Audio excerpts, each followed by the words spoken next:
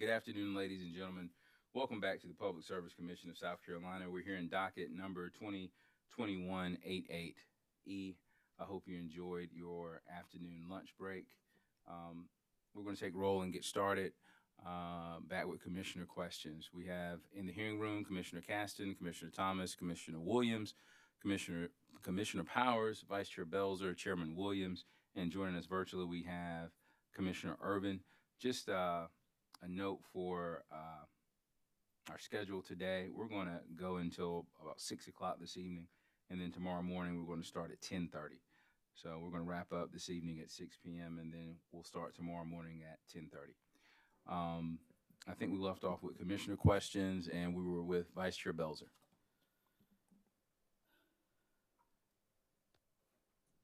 Do we have the witness?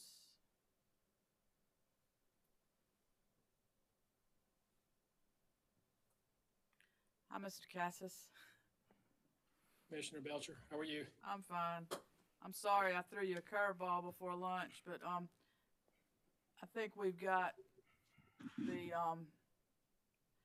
staff here is helping me out with having the exhibits to the application where they can put them up electronically. So I really just trying to get an idea and the layout of the application so that we all know what's going on here. This is pretty anticlimactic, but let me just ask you, do you have a copy of the second amended application now? Yes, Commissioner, I do, and I apologize for not having that originally, but I think I recognized why, because it had those form contract and the standard form, and they were it's large, big isn't it? stack. Yeah, it's thick. Yeah. Anyway, I'm sorry, I didn't mean to throw you a curve. I apologize for that, but we've got the application, and we went through Exhibit 1, and I think I was talking about Exhibit 2, and you said you wished you could see that, and so I'm gonna refer to Exhibit 2, which is called Table 1, and it's got, it's got 4 tables on it, and it's got the rates. And I just want to confirm that those are the proposed rates in this application. Is that correct? Yeah, so, look, and I do have it in front of me now, so we ended up, I had somebody print an entire copy, so I've got it. So that Exhibit 2, those are the standard offer rates. So those are so a standard offer would be 2 megawatts or below. And there's a non-solar and then a solar rate schedule. Okay. So, but it does say standard offer in front. So when you see the term standard offer, that was part of Act 62. It created an offer for small power producers below 2 megawatts or below. So that's what that table represents. That's Exhibit 2. And when we talk about the and there's also a rate PR1, is there not in there? And that's for like, that's 100 kilowatts or less. Is that correct?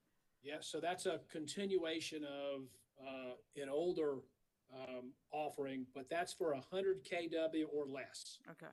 So it's very small. Now let's look at this Exhibit 2, and under the non-solar QFs, we've got quite a number of periods of price points there. Tell me, when we're talking about a non-solar QF, give me some examples there. Natural gas fired? What else? So the easiest way to me to describe, so if it's a qualifying facility, it's got to be from a renewable source. Okay. So it could be biomass, it could be wind, it could be any source that would meet the criteria for renewable. Okay. So why do we have 11, and I understand that they're seasonal as well as timing, why do we have so many different price points for non-solar than we do for solar? Yeah, so for non-solar,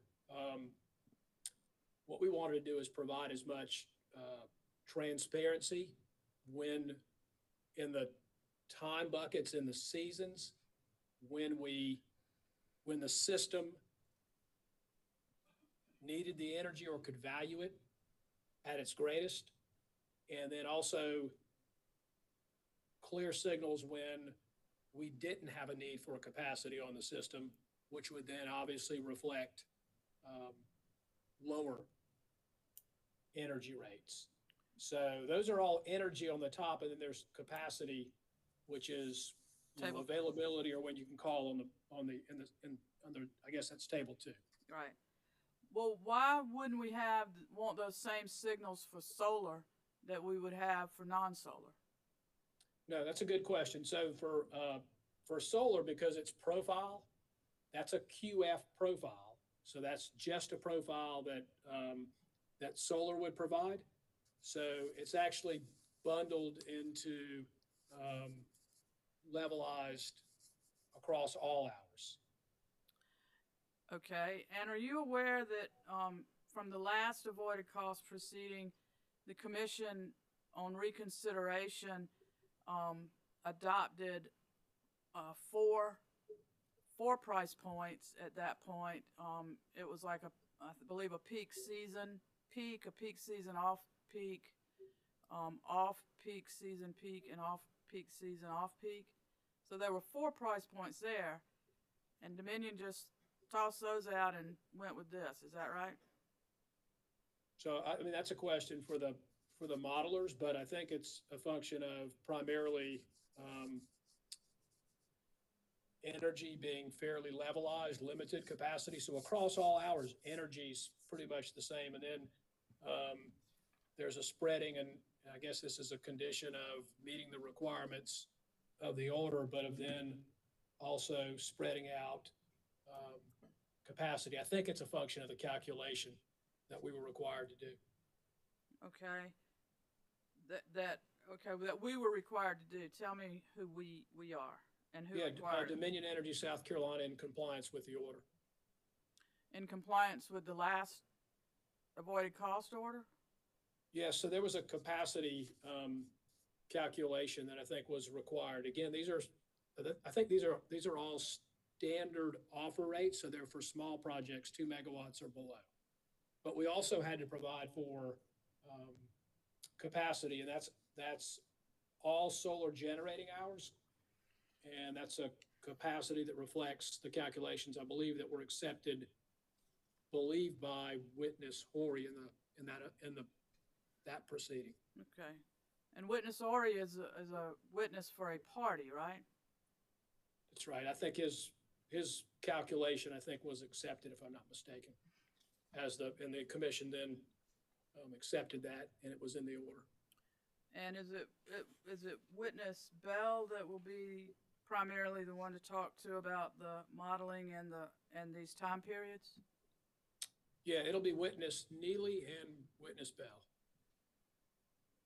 Okay. Now, Exhibit 3 to the application is the small power production cogeneration tariff. Is that right? Yeah, that's correct. So that would be there would be nothing greater than 100 kW. Okay. So 1/10 of a megawatt is what that would be. And then Exhibit 4 is the small PPA of 2 megawatts or less. Yes, that's the tariff. So that links up with the rate that we looked at previously. So that's the standard offer tariff. And the first few pages of Exhibit 4 are the clean version that are the proposed rates. Is that correct? First 3 pages, I believe. Yeah, mine's not. I don't see mine's actually didn't print it in red. It was grayscale, but I believe that's correct. That's clean, and then there's a red line version, I believe. Right, and that tariff contains both the solar rates and the non-solar rates. Is that correct? That's correct. And clearly the differences, particularly with the redlined version or the stricken underlined version, the last 4 pages, shows the changes and where different price points were changed. Is that correct?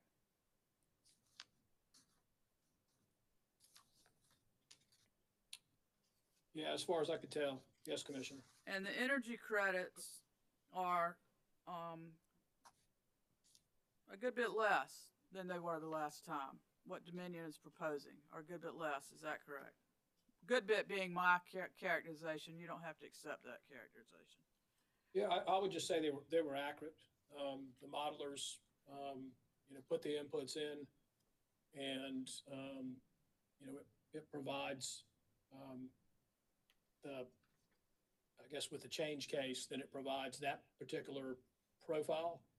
It provides output, and that's the output that the modelers have indicated are accurate. Okay. And then we've got Exhibit 5. This is John Burns. I'm sorry, Madam Vice Chair. It's kind of hard to hear you, especially compared to the witness. I apologize, Mr. Burns. Thank you. I got so many pages in front of me between me and the microphone. I'll move the mic closer. Thank you. Thank you. Well, let's see. On Exhibit 5, that's the PPA for the small power producers up to 2 megawatts. Is that correct? That's the 2 megawatt. Yep, that Exhibit 5 goes with the standard offer. And the first 70 pages is the clean version of the proposal, and then the next number of pages in Exhibit 5 is the red line showing changes from last time to this time. Is that correct? That's correct. Okay. And Exhibit 6 is the form PPA for the small power producers. Is that correct? Yeah, so that's the tariff, that's the sheet that tariff corresponds to no greater than 80, but so it's between 2 and 80. Yeah. Okay. Actually, is what that sheet. And that's so that's the next size up. And that's the tariff sheet. No. Yeah, that's Yes. Exhibit 6 is the actual tariff. Right. And Exhibit 7 is the PPA for those not eligible for the standard offer. Is that correct? Right. So the 2 through 80, this is the form PPA, clean and red line. In Exhibit 7. And then in Exhibit 8, we get to the Notice of Commitment or NOC form. That's correct. We've got changes there. And then Exhibit 9 is the mitigation protocols. That's correct. And the mitigation protocols are what go with the VIC. Is that correct? Yes. So in the prior avoided cost proceeding, one of the parts of the order required that we provide mitigation protocols. So we've provided those, and those are the same mitigation protocols that we previously provided as a result of that order. Okay. So these are the results of all the studies. These are the forms that are needed for the Commission's consideration and the changes to those forms. You have testified some to the statutory provisions, and I noticed that in 5841, hang on a minute. I've moved things around, so I've lost my, here we go. 584120, subsection J, and you spoke about this on cross. Each electrical utility's avoided cost filing must be reasonably transparent so that underlying assumptions, data, and results can be independently reviewed and verified by the parties and the Commission. So I have a question as to where's all the underlying data, assumptions, and results for our review? So it's all contained in the filing, or if there's not most of that data, most of it's data driven. So all the calculations, which are, I would characterize it as maybe millions, all that is part of that record. So I don't know if we have enough paper in the world to provide all that data in a paper form. Okay. I just, you're the first guy up, Mr. Cassis, and I'm sorry, I'm not meaning to pick on you, but we get these cases and there's a lot of information that seems to be missing sometimes, and I just have a lot of questions, so I'll get No, through you're some, fine. I'll get through some of that, but we are dependent on what the company and the parties put forward, and sometimes y'all talk about things and reach agreements or put forth questions, and we're kind of left in the dark a good bit, and I just really want to understand this a lot better. So that's kind of my notice to the parties today. So, Mr. Cassis, thanks for indulging me today, and I think that concludes my questions. Thank you, Mr. Cassis. Thank you, Commissioner. All right, Commissioner Williams. Thank you, Chairman Williams. Mr. Cassis, good to see you this afternoon. I want Good to see you, Commissioner. to follow up on one question that I wondered if you did some research over lunch. Did you discover what PR stands for? So, I'm sure you were Commissioner, as busy know, over lunch. No, I can't talk to anybody, so it doesn't. They just leave me in this room. So, I concluded that it was power. It was likely power rates, and it was power rates that were set up in conjunction with mandatory purchase obligations. So there was just a designation or a lettering that so people would know. I'll have to admit I've never worked in the rate department. I've negotiated a lot of contracts, but never worked in the rate department. Well, you gave me an accurate answer, and when I asked the question last week, we just kind of guessed in the office. So thank you for figuring it out. The testimony, Commissioner, this is it's Willoughby Council. A subject to check, I might suggest to Mr. Cassis that P stands for purple rate. Purple. Purple, P-U-R-P-A, for that acronym. Attorney Willoughby, I think whoever's in the room with you also has their microphone on. And so we heard a bit of feedback when you gave that offering to Commissioner Williams. Could you please repeat, sir?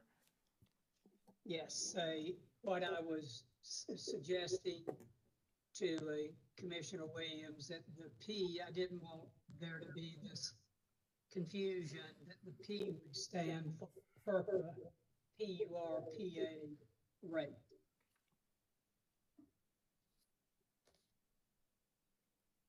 I appreciate that clarification. Thank you. Mr. Cassis, on page 24 of your testimony, you talk about potential conditions under which Dominion rules under FERC and PURPA that might change if Dominion had joined an organized market. I was just curious if the Southeastern, I've forgotten to look it up, but the SEAM existed, would that change, would that condition change? Yeah, so my understanding is that, SEAM is a short-term, arrangement between balancing authorities. So it allows, for instance, some short-term flow of energy and a way to agree to how it gets paid for. But I don't think it addresses a structured market issue that I was addressing on page 24. Thank you. You and Commissioner Belzer went over some of the form that had the mitigation protocols, but would you give me a better understanding of what those are intended to be and maybe some examples? Yeah, sure. So as I said, previously in response to Commissioner Belser, the mitigation protocols were part of something that we had to comply with in the prior avoided cost order. So I think the commission recognized that there was some cost. It was an interim. It wasn't the final number, but they also ordered us to come up with a way to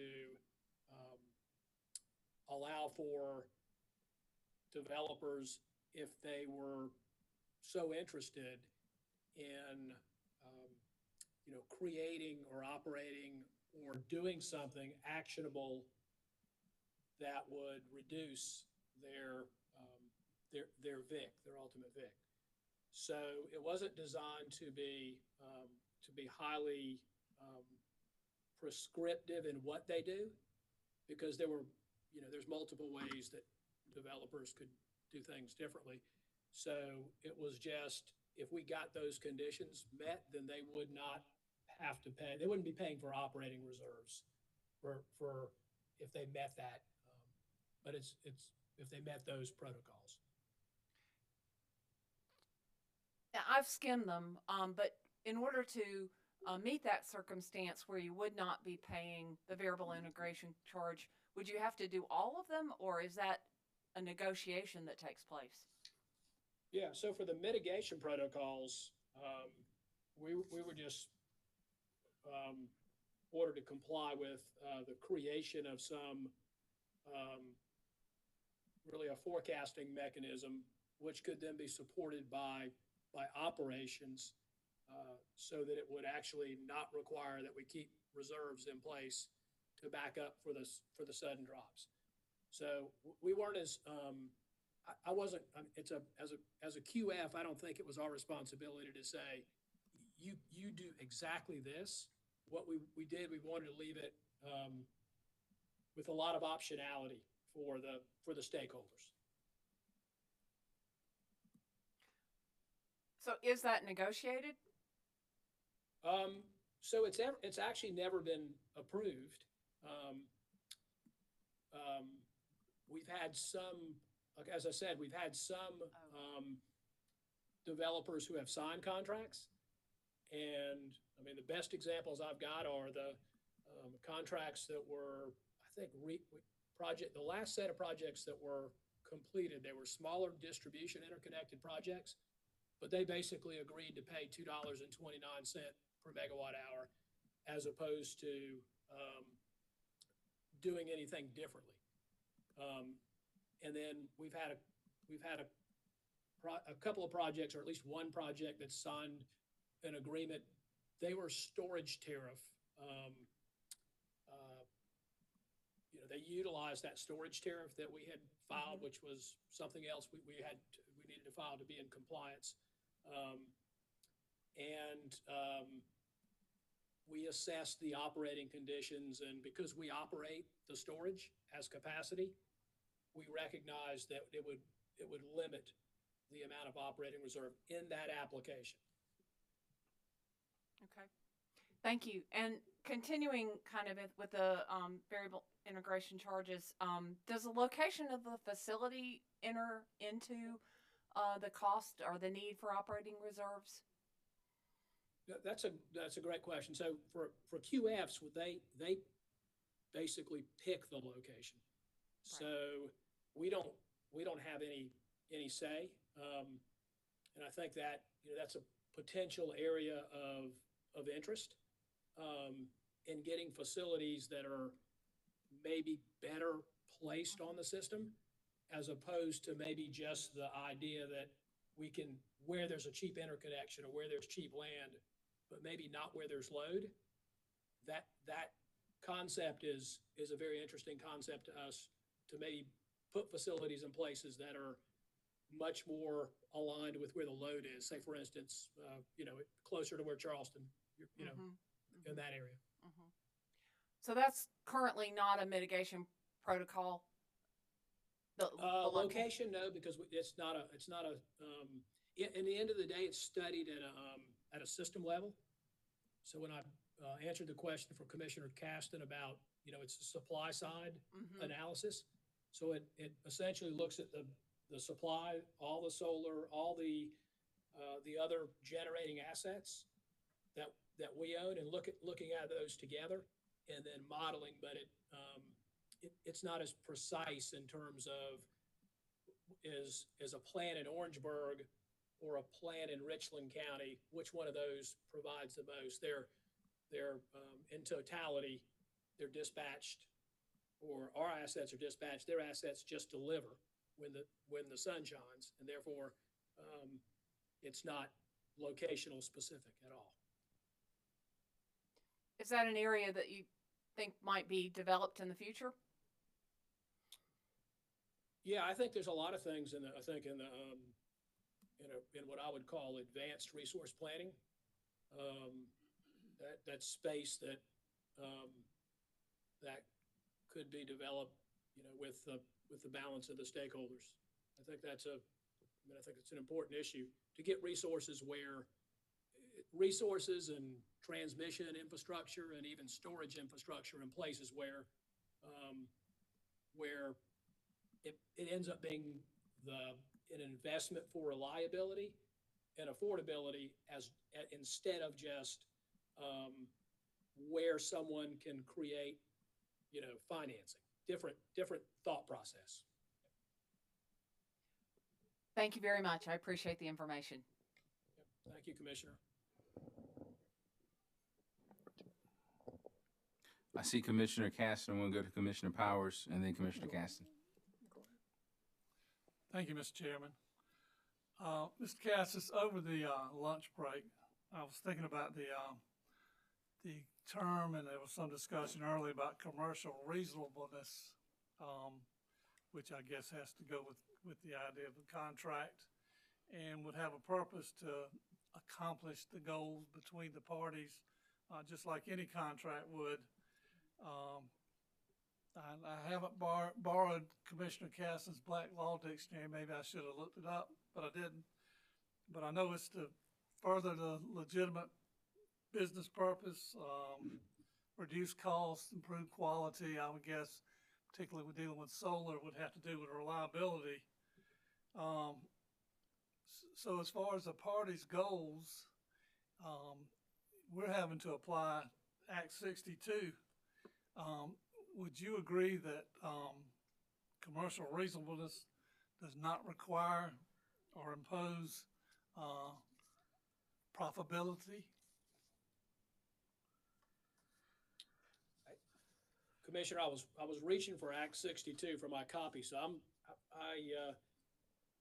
going to ask. I hate to ask you to repeat that, but I want to make sure I understand the question. Well, I was thinking about the term as far as a contract, and that a contract is to accomplish both parties' goals. But in this case, any contract has to also accomplish the goals of Act 62. Maybe that makes it sound a little simpler. But would it be fair to say that that necessarily does not require that there's profitability in it? And if I hear you correctly, yeah, it doesn't address profitability. I think the things I read previously about what it has to be just and reasonable to the ratepayers. It has to be in the public interest, consistent with PURPA, non-discriminatory to small power producers. In other words, solar happens to be the resource that I think is that we talk about most, but it's all small power producers, and it actually shall strive to reduce the risk placed on the using and consuming public. Those are. It does say and I conceded it that there's a provision under B2, but then right above that it says the rates have to be accurate, and because those end up being what gets paid really by the consumers. Well, talking about solar, how much solar capacity does a company currently have on the system? Do you know that? Yeah, I do. So, utility scale, and I wrote this down because I felt like we would get asked. I think we're close to 900 megawatts. I think there's one more contract which will get fulfilled, and that'll get us to 973. And then there's a contract that's after that, that's a solar plus storage. So we're going to be over 1,000 megawatts. Most of it straight solar with lack of control. Well, and the reason the term profitability comes to mind to me is there some point where solar capacity or adding solar becomes not economical for your company, for Dominion? Yeah, and that's actually have hit on really what I think is maybe the most important issue is as you add a certain type of resource, and that resource is just stacked on top of the same type of resource with almost exactly the same delivery schedule, it gets decremented. It's worth less. That's what all the models show. And so as it goes down in value, you've got to do something different with the resource, or it becomes worth less and less. It really doesn't provide any value other than just, and that's the whole construct of PURPA. It's just what's avoided. And so if it costs more to provide services, as you add more and more, it's the natural decrement to the whole avoided cost process. Okay. Well, in your forecasting and planning, does the company have what they consider a saturation point of solar capacity from these QFs? From QFs, I think it's we're close to that point. I think that's what I give the developers credit in that the projects that I talk to now with the commercial people, the commercial business folks, they are really focused on storage because it changes the load delivery. It changes the way it can be delivered. You confirm the load. You can change it instead of this curve where it goes up and then sharply drops off. And then when the sun goes behind a cloud and you get a 60% drop, it has the potential to create some offset against that. Straight PF must take solar is really there's only so much of that you can integrate. So with storage and what we hope happens with batteries, et cetera, this will help as far as meeting your reliability standards that's necessary for you to provide power. Yeah, I think storage is a big part of that. I mean, it's got to also pass the affordability test. And if pricing continues to get more and more competitive on the storage side, I think you've got to have just other assets to make sure the system is appropriately balanced. It's peaking modernization, it's some storage, it's a lot of different things that allow you to continue to integrate more solar. What happens when you reach a point where you say, well, we're saturated? What's your action then? If it's an emergency condition, we could curtail in an emergency. In the absence of an emergency, you're going to do something different with your baseload assets. You'll do whatever you can do. You may take over generation, and you may utilize your pumped hydro storage to do some of it, but all those aren't unlimited resources, so they have limitations too. It's really important to balance the system. Our operators do a great job. Tom Hanslick will be up later. Tom's has been an operator for years with the company. He can probably describe it better than I can, but you do get to a limit on just straight QF solar where you don't have a lot of options other than to curtail, and we'd still have to pay unless it's an emergency condition. Okay. Well, thank you, Mr. Cassis. That's all I have. Commissioner Caston. Sorry. Afternoon, Mr. Cassis. Sorry to come back to you, but triggered a couple other things, if I may ask. Okay, no problem.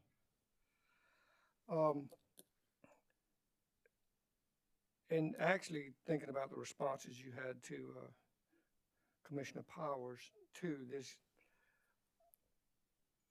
In terms of the variable integration charge, is that specifically geared toward the intermittent resources, you know, the effects and costs to the grid because of their intermittency? Or is it for really any resource that does not have the apparatus in place that can, I guess, help ameliorate or help the not have the negative effect on the grid, whether that's distribution or transmission? Did that make sense? Yeah, it did. So, integration charges,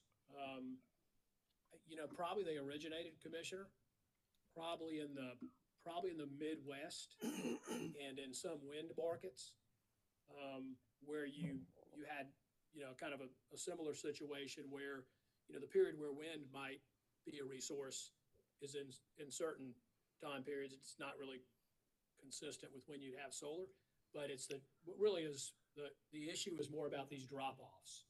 And, the kind of the inability to forecast the drop-off, and then the responsiveness that you've got to have. You've got to have some reserve. So if you're counting on it to be there and all of a sudden it's not there, you've got to have something to essentially deliver when it suddenly drops off. So, if I'm understanding this correctly, you're saying, or I'm hearing, that it's not just necessarily one thing, but because of, say, the intermittency, for whatever reason, whether it's night, clouds, whatever, that there's certain apparatus that may be required, but also something in place, energy capacity or whatever, to be able to adjust or meet that particular demand or need rather quickly or instantaneously. Yeah, that's correct. We tie it to operating reserve, which is really at the end of the day, that's a grid service that we have to provide. We have to have reserve. So, someone has the right to put us power as a small producer. But in the end of the day, straight PV, operating just as, maximum output with respect to when they have fuel or sun, that really is the condition that we're trying to mitigate. Well, would it make sense, especially in lieu of the responses you provided, Commissioner Powers, would it make sense, whether we have the battery storage or whether it's here or it's coming or whether it's not existent, whatever the case at this point in time, would it make sense for Dominion or any electric utility to, I guess, have a plan for their transmission distribution system that, whether it's divided in quadrants, however it's divided, that could be explained, marketed, or whatever to prospective QFs to say, look, the infrastructure exists in this location that would better meet, better serve that particular system or a system. If you build one out, an example, in water system distribution area, we had the same thing, that it was not uncommon, and I understand it, that a developer would want to buy property way out here in this right-hand quadrant because it was less expensive. understanding. But it also had water lines probably about 3 inches in diameter. And with that kind of development, it probably needed water lines with 8 inches in diameter. I'm assuming there's similar issues on the electrical side with transmission, distribution, and such. The point I'm trying to make, does Dominion have a plan or master plan or something like that that could help offset or maybe even help potential QFs better locate that might help minimize or eliminate a variable integration charge? Yeah, that's a lot to unpack. It gets really deep into to what I would describe as advanced resource planning. But what I would say is that,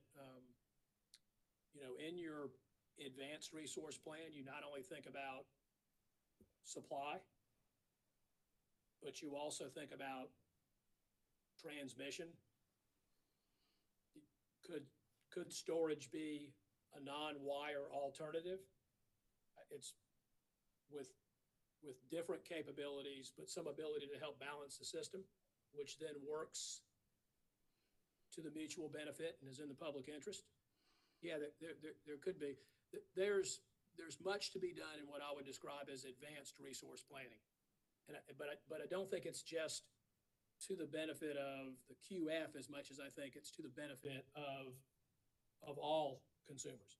So that whole process needs to be done in a way that is that satisfies, not first and foremost, it satisfies the reliability standards that we have. It satisfies the affordability standards we're held to.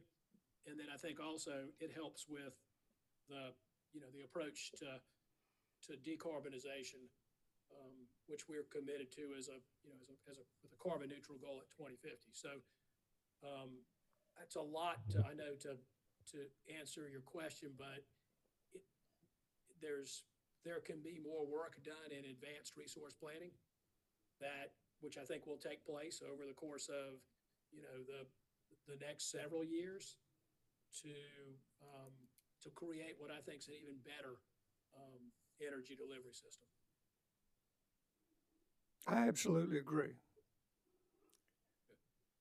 And what I think I'm hearing, and if I'm not, clear it up, that it is in the best interest of customers and everyone involved, including Dominion, to develop a system smartly. It doesn't cost any more than it needs to cost, to wisely use QFs where appropriate and help them be appropriate, so we don't have to incur capital cost for additional capacity that we can offset other ways. And when I hear all these things, because that's a lot of moving parts, you're right. When I hear all those things that I agree and I think need to occur and should occur, it seems like an absolute wonderful opportunity to be done with a robust stakeholder process to start doing that, so we don't have to have this same conversation 10 years from now, 20 years from now, 15. We could start it now. Would you agree? I would agree, Commissioner. I think it's the conversation needs to be robust. It's not just with a select group of solar providers. I think it's a wide range of stakeholders, and, including standalone storage stakeholders. It's a lot to incorporate into the model, but I mean it's a necessary process. But we can't forget the ratepayers, and that they're the ones ultimately. If we don't get it right, they're the ones who would bear the burden. We have to get that right. It's reliability and affordability that goes with it. I agree wholeheartedly, and I'm gonna wrap it up with that, in that for those customers the folks that have been paying for the system a long time, paying for it now, will pay for it tomorrow. I think it's very important for this commission, for Dominion, to put forth whatever effort we can to help hold down those costs or at least flatten the line. And I think the best way to do that is not waiting to the last minute, but let's start getting together and planning that now. With that said, do you agree with that? Yeah, I don't think you can ever, I mean, I think by the very nature of what we do, I feel like we're obligated to think about the way the system operates. That's part of resource planning. It's not today. It's what happens next year and the next year and the next year. And I think we've got, that's our job. I've had 30 years, 35 years in the business. I've always felt like my job was to plan for not tomorrow, but the next year and the next year, to make sure my phone rings when the power goes out. So I know it has for 35 years. I understand it. I appreciate it, Mr. Cassis. You're saying the right things, and so I'm going to take it your word. Thank you, sir. Thank you, Bye. Commissioner. Mr. Chair, Commissioner Irvin. thank you. Mr. Cassis, good afternoon, sir. Good afternoon, Commissioner. I wanted to go back for a minute and visit the issue of the interim VIC charge. It's my understanding that at some point we're going to look at that interim charge and convert it to a permanent or an annual, I guess it's renewal every 2 years. Is that correct? I don't, Commissioner, I don't know exactly. I'd have to go back and look at the contract. I think there just needs to be a determination of what it is, and then ultimately it moves from interim to something that's permanent, that I think covers the operating reserves. I mean, there's any number of ways I think that it can be done. Well, our last order, I believe in 2019, when we looked at what it cost, was there would be a study that would assist us with that process. Is that your understanding? Yeah, that is my understanding. And has that process begun? No, that process hasn't begun. What's the next step to get it moving forward? Because I understand it could take some time to complete the study and so forth. Yeah, you're going to test, Commissioner Irvin, you're testing my memory on whose responsibility it was. I don't think it was our responsibility. I think we were to provide the data, and we recognize that it's an interim, but we also we're recognizing that the system's changing. So I think it's an open, I guess, an open question, maybe not, maybe an open item that's out of the prior order, I believe. There's some conditions around that. Would the Office of Regulatory Staff be the appropriate entity to take the lead on that study? It was whatever. I'd have to go back and look at that. I think it's, the order that came out of, I think it's Councilor Burns actually referenced it, but I think that order actually references whose responsibility it is to take that up. And I'm sorry that I don't recall. Well, I should recall too, because I sat in on that hearing, but I think it's open-ended. I don't know that we actually made the assignment in the order. And I'm just wondering if, just to make sure that we're following through on the process, perhaps this order should specify who's to conduct the study and when it's to be completed. Do you agree? Yeah, if it doesn't contradict, I think, who already has responsibility for it. I just cannot recollect. We've always understood it was interim and that there would be some additional analysis. we simply wanted part of that's just truing up avoided cost and addressing operating reserves, which is why we provided the information we did. But we recognize that it is interim, but, there's more evidence to show here's what we're seeing or what the independent consultant is seeing. Is it my understanding, though, for this proceeding, all the parties are in agreement to continue for the next 2 years with what we call the interim VIC charge? Is that correct? So we think our VIC calculation is correct. But I mean, I've said on the record that, we could agree with witness Horry, who said, it's keep it at 96, but true it up at some point when there's when there is a final analysis. Explain to me how that would occur from from just a math standpoint. How far back in time would you go, and then who would be responsible for paying the true up? Yeah. So the way the true up, I guess I have to describe current state, and then move to the way I think the process would work. So today, QFs that are creating operating reserve requirements on the company, and they have that provision in their contract, they're reducing the cost of the energy delivered by 96 cents per megawatt hour. So at some point,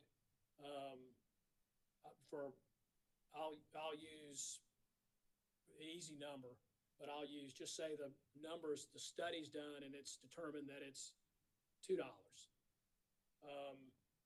And so they will not have paid enough, and they will be responsible for additional money, which will then all be credited to customers in their fuel clause.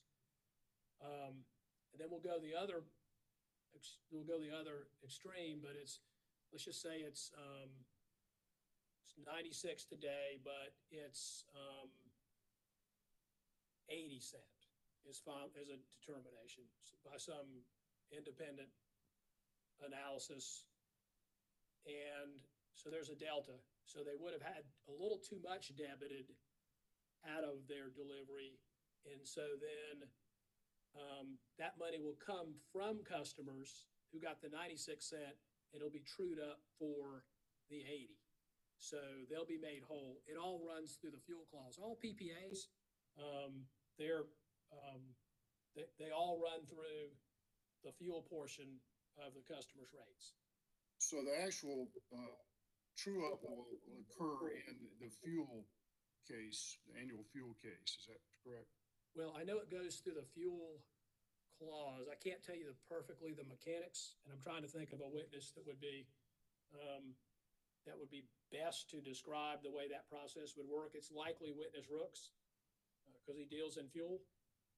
But at a high level, that's the mechanics of how that would work. In the end of the day, either customers are either paying for more operating reserve for the QFs, or they're currently still not getting enough, and there's a reconciliation. That's all. Thank you, sir. Those are all the questions I have. Okay. Thank you, Commissioner. Mr. Chairman, this is Mitchell Willoughby. Commissioner Irvin just asked a question of Mr. Cassis. It's really a legal question that I think I can direct his attention to the point of the statute where he was making reference. He had asked the question about an independent study for evaluation of integration for emerging energy technologies. And so this comes out of Act 62, but it's section 58-37-60. And as a result of that statute, I believe the commission has opened a docket, and I think that docket number is 2020-219-A. And the statute addresses this question. The commission and the Office of Regulatory Staff are authorized to initiate an independent study to evaluate the integration of renewable energy and emerging energy technologies into the electric grid for the public interest. And it continues on, of course. You can read it without me reading it to you.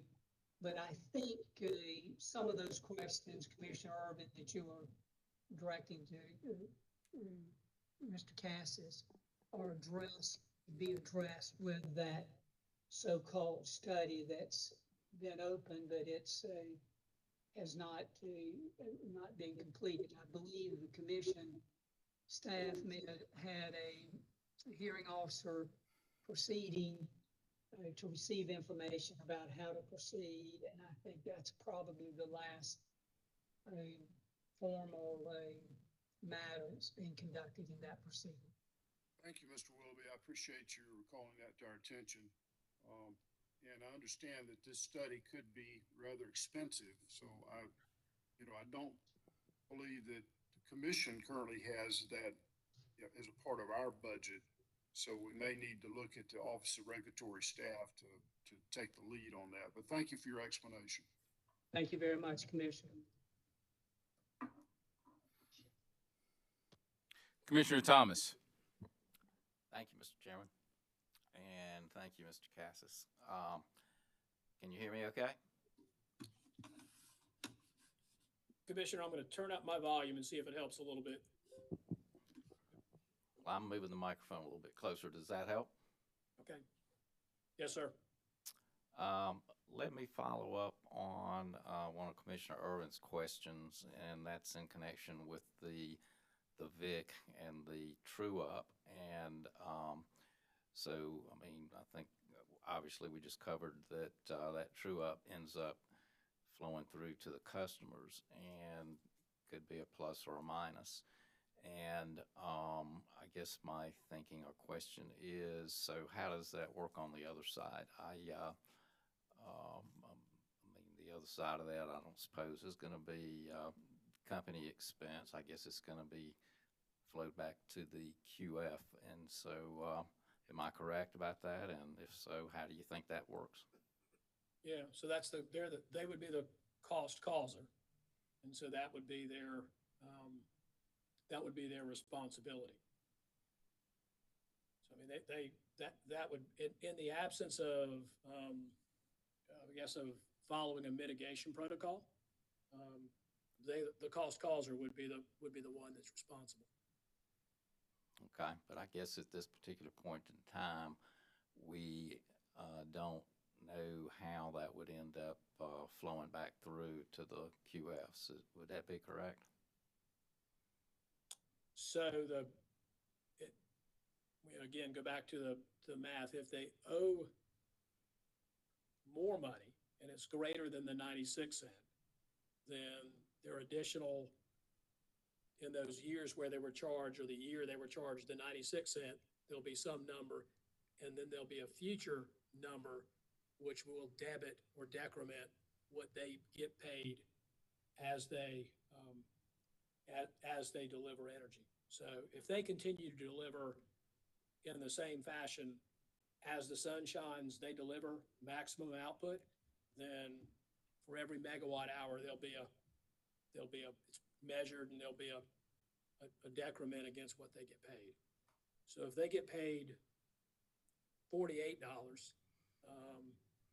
they would get, it's probably a bad number, but let's just say it's $40, then that would be per megawatt hour.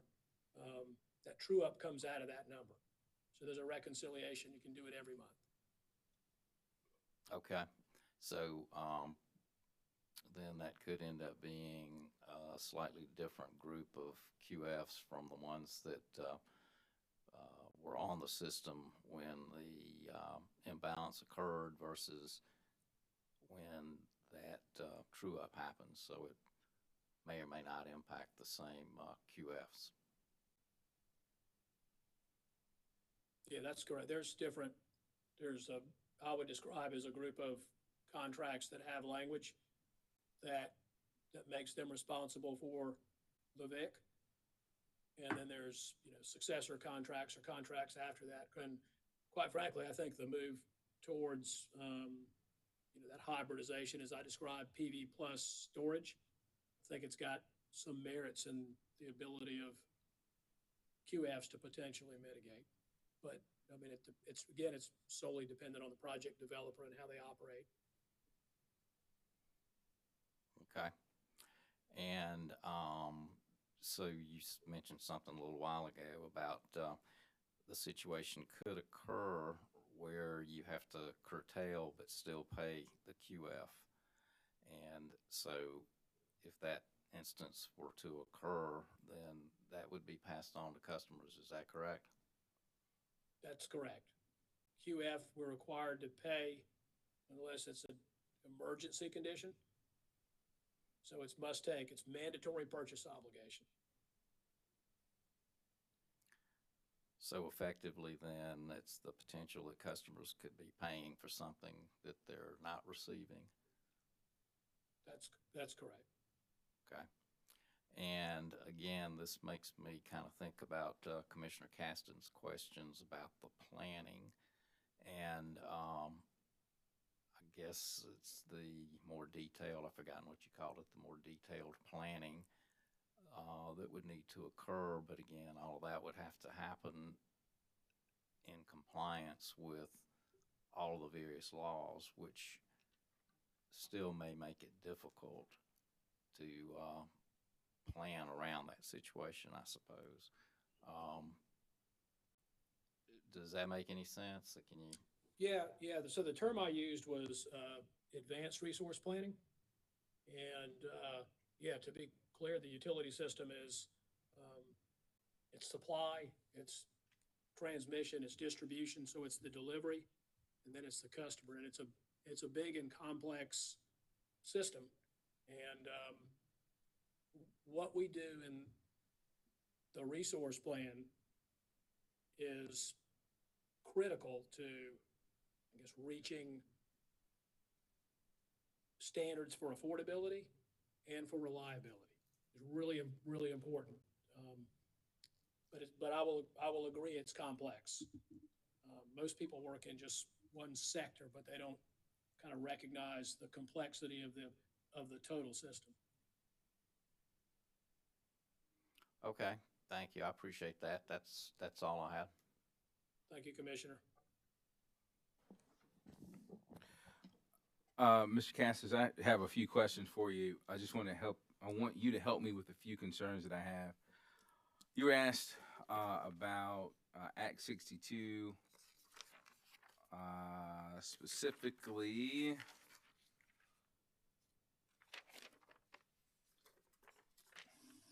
Section 584120B2. And it reads, power purchase agreements, including terms and conditions, are commercially reasonable and consistent with regulations and orders promulgated by the Federal Energy Regulatory Commission implementing PURPA. I'm just trying to get an understanding of how many QFs are on Dominion's system to date, and your opinion as to why there hasn't been a solar only QF to come online since our last avoided cost ruling. Yeah, so there are 40. 40 total. Some are interconnected on distribution, but most of the recent work. So that last group of the 40, they're transmission interconnected. So they're generally 75 megawatts or below. So they don't have a requirement. They get below the PURPA standard of 80, but also they drop to 75 and they fall below the Siting Act. So they don't have any responsibilities for Siting Act provisions. And I mean, this is a financial, but it's a fair question. So it's not because I think solar developers don't want to develop. So I think there are a number of things. I will tell you that COVID had a huge impact. It just completely disrupted the supply chain. So places that if you get panels or you get assets or you get storage from overseas, when a world economy shut down, you're not getting it. So that's one. I think the fact that we had so much QF development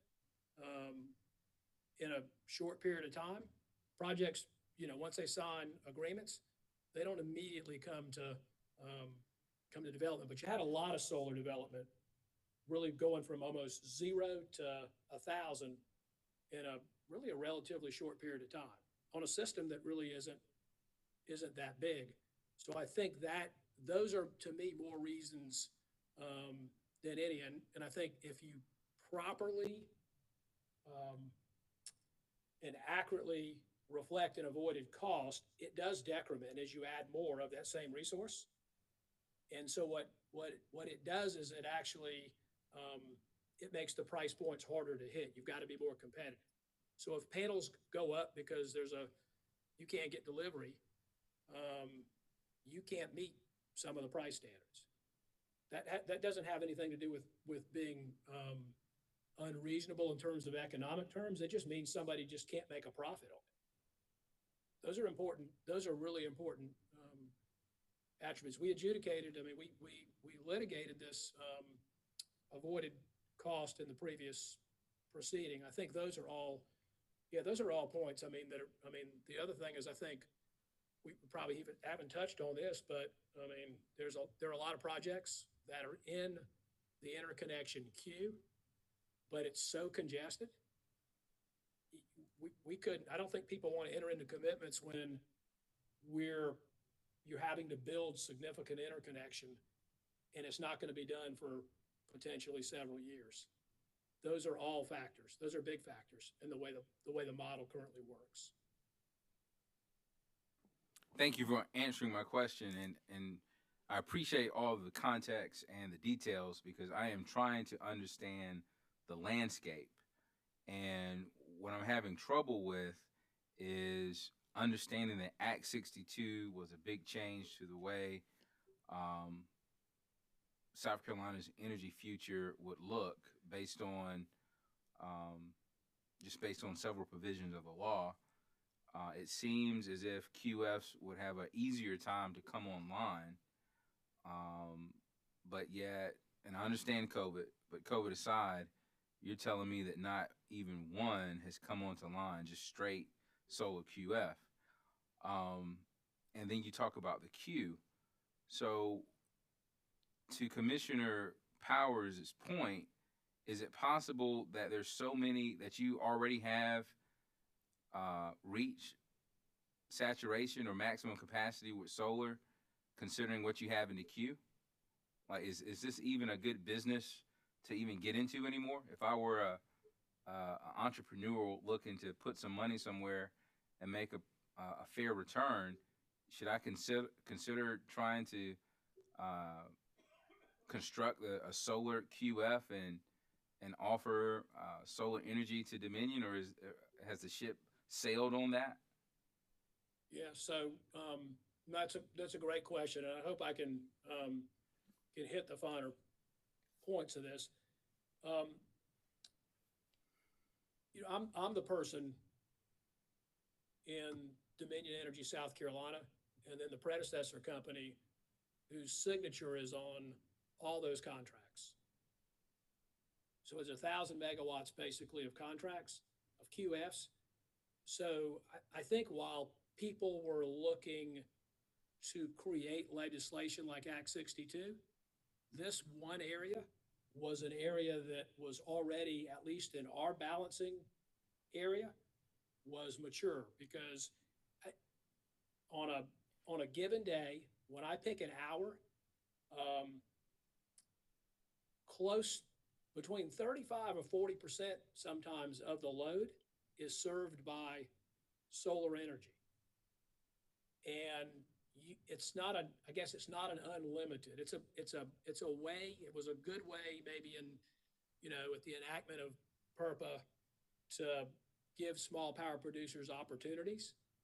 It's if you signed QF contracts and did what you were supposed to and compliant with the law, then you're right. I believe you're entrepreneurial, I would think of other, we're just at a different time. I mean, there's storage opportunities. There's other ways to get to decarbonization than just a QF and in small 80 megawatt increments where you're not even siting the assets where they need to be sited. You're just siting them to be able to see if you can, reap financial return. Right, and there's nothing wrong with trying to do that. Everyone likes money. I'm just trying to make sure that we understand the landscape because we have no idea. There's no visibility on what that landscape looks like.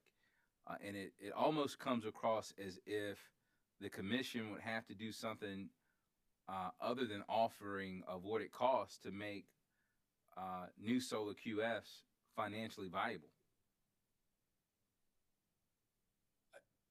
I think it goes two ways. I think when I think of commercial terms, and I think of the future and what could happen. I mean, I think it would have to be the same policies that exist today in tax, couple those with reductions, and maybe think of the coupling of storage with solar.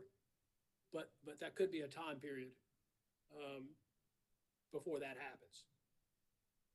But I think that's a potential way. I think but to be perfectly honest with you, I think there's a better way to do, or a more detailed way to work through advanced resource planning, to work with stakeholders to come up with, better opportunity around solar. It doesn't all have to be QF solar. There can be different ways to do it.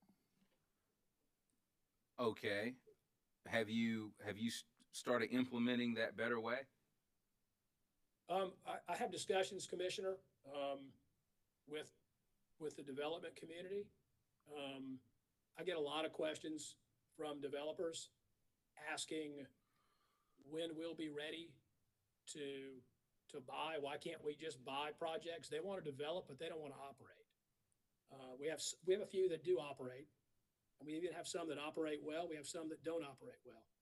But that's been an idea it's much more discussed now because folks are recognizing they're not moving projects forward through QFs. That was a way to do it, but there has the potential for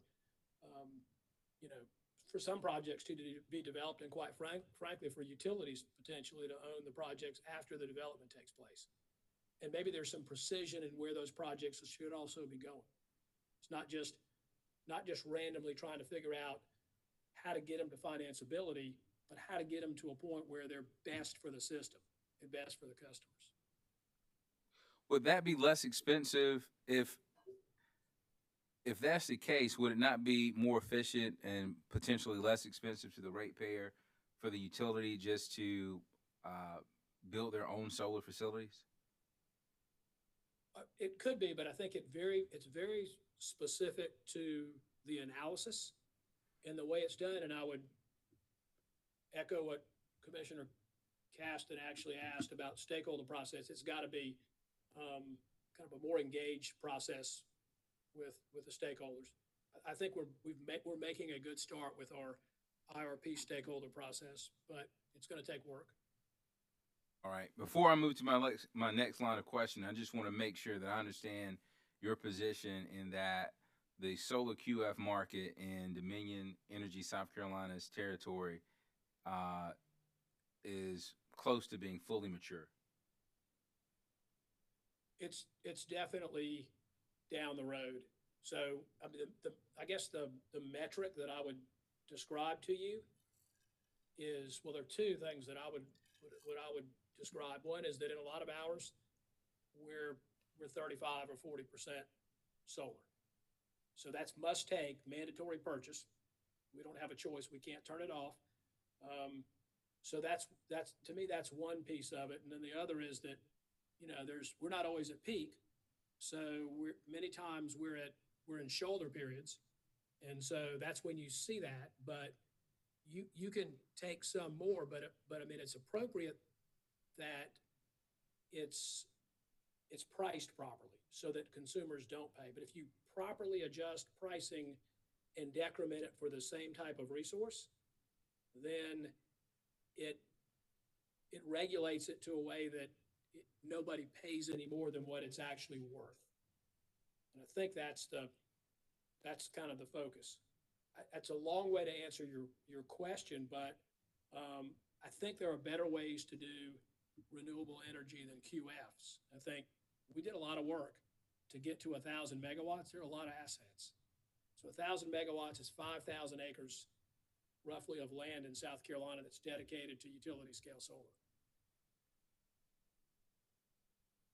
And it may not all be in the right place, but it is what it is. We have to deal with it. But I think there's a future for renewables. We can't meet carbon goals without, quite frankly, in South Carolina, without solar development. We just got to do it right. All right, thank you, sir. Now I want to talk about avoiding or mitigating risk. With the amount of solar that Dominion Energy South Carolina has on its grid, what are the risks to ratepayers in terms of reliability? If there's some catastrophic weather event, extreme cold, extreme heat, hurricane, tornado, whatever the case may be, are there reliability issues that the commission needs to be aware of?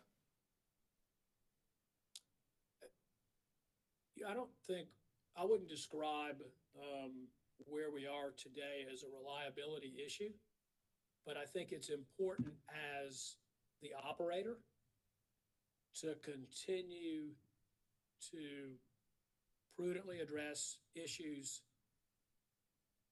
around third-party generation and, quite frankly, generation that we own too.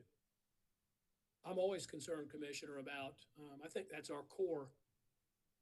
You know, I think I was brought up in the utility business, been here for 35 years. I always think about reliability and affordability. I don't think there's a single contract that we've signed, a QF contract, that's compromised. Try to put conditions, commercially reasonable conditions that require operators to do certain things, including mitigating risk around power quality or other things. Some of it's just we have to do, and we have to make sure we have supply that's adequate so that it can serve load when, and quite frankly, solar doesn't deliver any energy at 8 p.m. and doesn't deliver any until maybe 6 a.m. in the morning. We've got to be able to supply. It doesn't necessarily coincidentalize with peak, but we've got to have our fleet equally as ready to support the customers to ensure that we're delivering energy reliably. Thank you. The next risk I want to talk about is overpayment. You mentioned an estimated $1 billion of overpayment in North Carolina. I haven't heard that number before, but what risk now or in the future are Dominion Energy South Carolina ratepayers facing for overpayment? Yeah, I think, well, the statistic I quoted, it came from Duke. It was a witness, I think, in a proceeding. I think it was George Brown. But I mean, what happened in that situation is there was a stale avoided cost, and then a lot of developers then, you know, moved to transact on that price, and that's where that framework came from. I think as long as avoided cost is calculated right, then it mitigates some of that risk associated with overpayment. I think this commission's actually done some good things, and they've created, for instance, contract terms that are shorter. Longer term contracts, I think, this was one of the findings, I believe, in the FERC Order 872. The thought process in PURPA was that over time, the risks would mitigate. So you'd have some periods where you'd be under the cost and some period over, but what was happening was the technology was getting better, and the resource was being added, and that's where you got in this delta or this overpayment. But part of it was length of contract, part of it was the same type of resource being locked in at a certain price when actually you can later get it for what I would consider to be a better price. So there are a couple of conditions. And again, I'm trying to describe the landscape to you and give you context, Commissioner. So we can help mitigate, any risks around overpayments by customers. Okay. And so I understand mitigation, but with you saying that, essentially, what I hear you saying as well is that there will always be some risk of overpayment. Yeah, I think what our goal is, or I think maybe the mutual goal is to make sure that if you want to do QF solar, that you get paid for what's avoided. You don't get overcompensated. You don't get paid to achieve a financial goal. You get paid what you've avoided, and that's what you're entitled to, and that's the construct that was created, by PURPA. That's the way to mitigate. All right. I want to move on to transparency. Do you feel that Dominion Energy South Carolina has been transparent to the commission and all the parties in this docket regarding its avoided cost methodologies, forecasts, models, data, so forth and so on? Commissioner, I do. We spent a lot of time. We took the prior order seriously. We recognized we were under incredible time pressures, but we wanted to make sure we had everything that we possibly could have in any filing. This is not it's not easy to produce any of the data that we produced. We're also doing it at a time where you're familiar with the integrated resource plan. We're switching to different software, which was part of an order out of the IRP. There are a lot of things that are going on, but I mean, it was a goal of ours to make sure that we were transparent and that everybody could see where, as much as the data is, in these complex algorithms and in this software, that it could be shared, and then people who could understand it would have access to it. So any claim otherwise by a party or even the commission is misguided in your opinion? In my opinion, yes. All right. I have no further questions for you. Any other questions from commissioners? All right. Redirect. Yes, Mr. Chairman, if I may have just a few questions. Mr. Cassis, do you remember, I think Commissioner Powers raised this issue about profitability, and others may have touched on it a little bit too, Commissioner Williams just now. But is it true, Mr. Cassis, that the company, Dominion Energy South Carolina, has no profit motive in calculating its avoided costs? Is that correct? Yeah, that's correct. We want to comply with Act 62, which just says it has to be accurate, which is compliant with 62 and with federal law. And is it your understanding that Act 62 requires on these 2-year intervals that the company participate in these proceedings by providing to the commission and the parties accurate calculations of its avoided costs and its VIC and updates to its standard forms and PPAs as the statute requires. Yeah, that's the way I read that section of Act 62. And you have done, has the company done that in this proceeding? We have. And I want to talk with you a little more about the questions related to why solar, why the penetration of solar over the last couple of years may not have been as great as the penetration years before. And I think you had indicated that as solar is added, each increment of solar becomes less value to the system. Is that correct?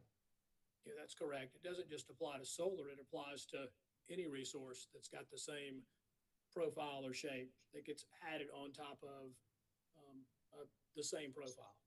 And I think you indicated that you have either on line or under contract 973 megawatts of solar currently. Is that correct? Yeah, utility scale, when the next project comes on, maybe at the beginning of 22, that'll be 973, I believe. And did you also indicate some projection that would carry that online capability over 1,000 megawatts? Yeah, there's another contract which will come before the commission, which is signed. It just needs to be provided for the record, but it's a solar plus storage contract. So that's another. Would it also be true, Mr. Cassis, that as more solar is added to the system, and as each increment of solar added to the system becomes less valuable, that the cost avoided by Dominion Energy, South Carolina, becomes less? That's correct. There becomes less and less capacity, and it becomes essentially energy. And then the potential other decrement becomes the number of reserves that you have to carry in order to make sure your system operates reliably. And would it therefore be true that as it becomes less valuable and as the avoided cost becomes less, that the amount that a solar developer might be looking at in a PPA would therefore become less as far as the revenue that they would receive for their investment in their development? Yeah, the compensation for the delivery becomes a smaller number. And have you found in your years of negotiating these contracts that there is an absolute relationship between the amount that is paid to the solar developer and the incentive that they have to move forward with projects? Yeah, it's exactly what Commissioner Williams, I mean, they're incented by, and there's nothing wrong with being incented to make money. That's what drives their model. Absolutely. I mean, in the country that we live in, we have no problem with someone pursuing a profit motive, but the solar developer has a profit motive. Is that correct? Yeah, absolutely. They wouldn't do this without the ability to make money. And so when they, as you indicated in your initial testimony, it's called the purple put. As they put power to us, we're required to pay them for that power as at the avoided cost rate, whatever it might be at the time they are developing their project, correct? That's correct. And so if it's less, if the avoided cost is less and the amount of payment is less, then the incentive to invest capital is less because the earnings will be less. And at some point, the earnings or profit becomes so low that it doesn't make sense to make the investment, correct? Yeah, it's just basic economics. So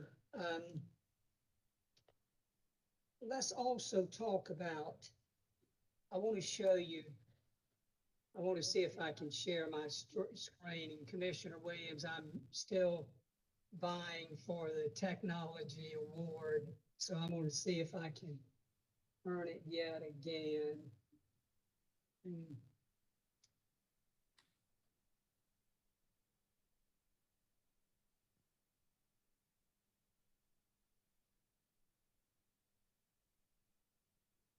Is that displaying, are you able to see that, Mr. Cassis? I just see, We're- looks like your computer. Yes. Okay. Attorney So Willoughby, what's we the- see your documents drive. Okay, hold on, let me click out of it. Or I guess the term of art is File Explorer. How about that? Yeah, we still see the same thing, Okay, Mitch. okay, click out.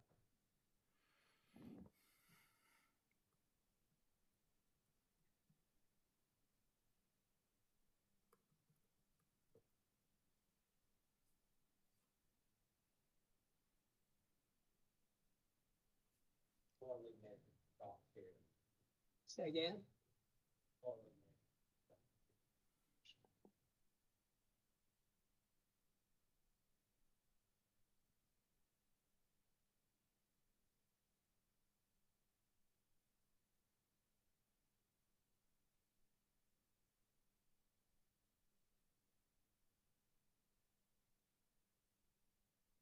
Commissioner, can you hear me?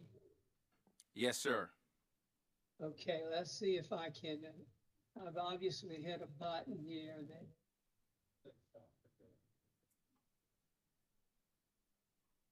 So how do I get this back? And we can still hear you. You can hear me, kid? Okay, right here then. There. Start sharing. Okay. Okay, so let's go. So I want to go. Yeah.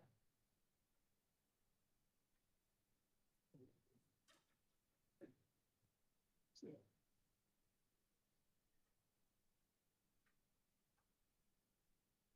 Okay, so. So what I need to do.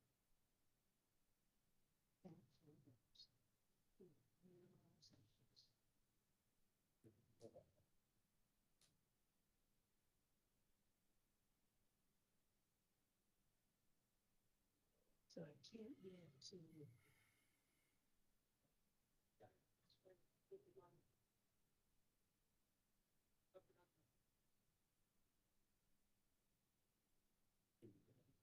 So I just need. Mr. Cassis, you bear with me just 1 second here, my friend. Commissioners, I appreciate your indulgence.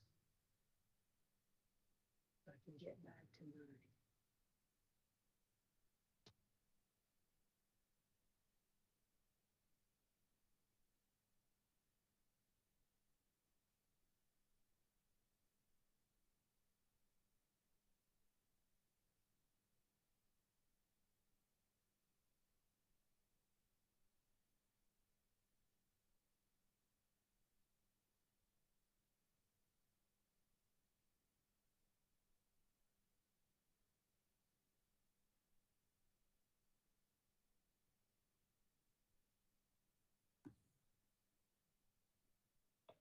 Commissioner, Mr. Chairman, Yes, sir.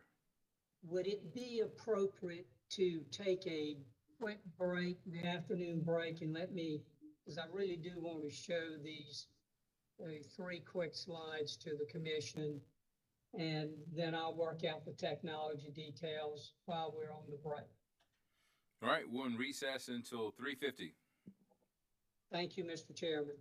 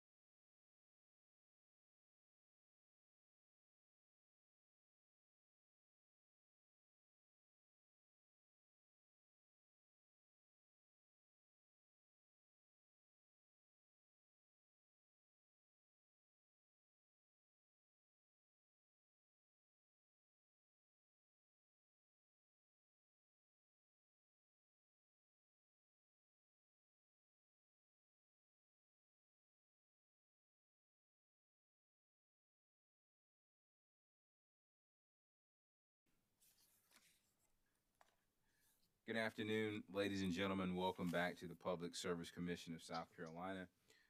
We're here in docket number 2021-88E. We're going to take roll. Present in the hearing room, we have Commissioners Caston, Thomas, Williams, Powers, Vice Chair Belzer, Chairman Williams, and joining us virtually, we have Commissioner Urban. We were at the redirect portion of the proceeding with witness Cassis and Attorney Willoughby in his effort to win the technology badge, was attempting to put an item on the share item on the screen. Attorney Willoughby. Commissioner, I know that's a demerit for me, but we're going to see if we can make amends here. Thank you very much for the break. No problem, sir. Let's see if I can share this screen now.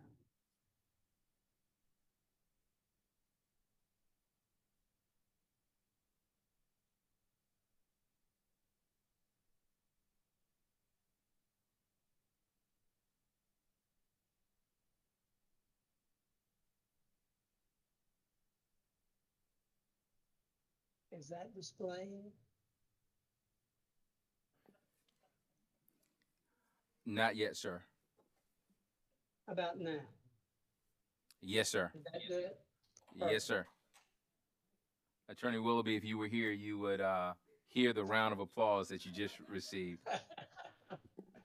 Well, I'm glad that I got an applause for something, Commissioner. When I go home tonight and I see my wife, I will not be getting applauses there. So hopefully I can get some to reinforce it during the course of the day.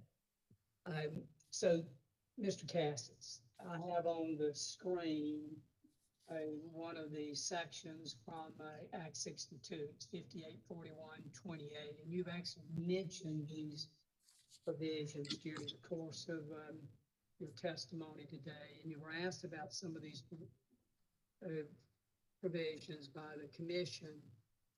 Was it Dominion Energy South Carolina's goal and intent as they develop their cost analysis, their avoided costs, their VIC, their tariffs, in this proceeding to comply fully with these provisions? Yes, it was. That was our intent. And among those provisions, you were looking at every 2 years, the commission is required to have these avoided cost proceedings, to update the avoided costs, because avoided costs does change over time, does it not? It does. Mr. Chairman, I just would like to interject here and object.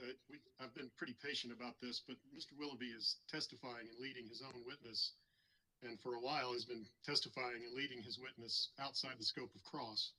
So I think he may have ventured back into the scope of cross now, but he's still leading his witness, and I ask you to ask him to do otherwise, please. Well, Mr. Chairman, if I may briefly respond, I will certainly contest that anything that I've talked with Mr. Cassis about is outside the scope of questions from the commission or from the parties. I will plead guilty to perhaps leading a little bit, and we will do our best to focus questions in a little different way. Thank you, Mr. Willoughby. Thank you, Mr. Burns. Hey, Mr. Cassis, let me ask the question this way. Are these provisions that Dominion Energy took into account as it developed its testimony and tariffs in this proceeding? They are. Those are the same ones I read off the sheet earlier.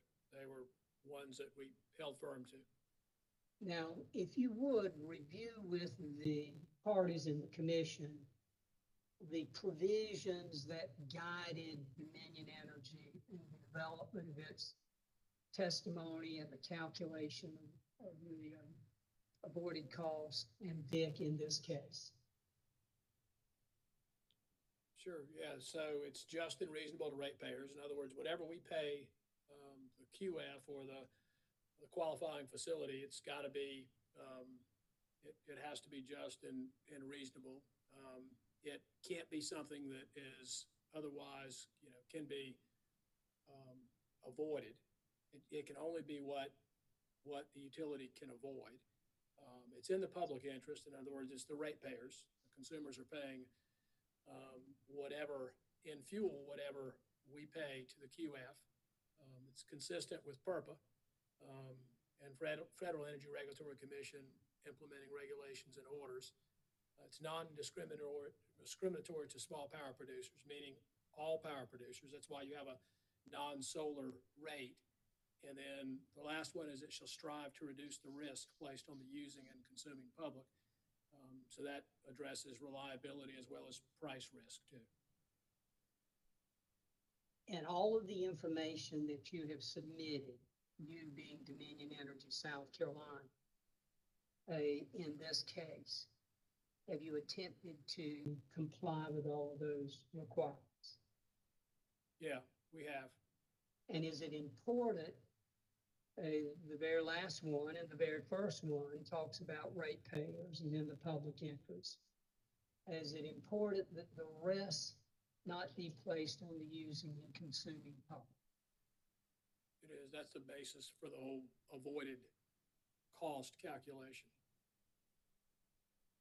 Now let's, I think we talked about consistent with PURPA and Federal Energy Regulatory Commission's implementing regulations and orders.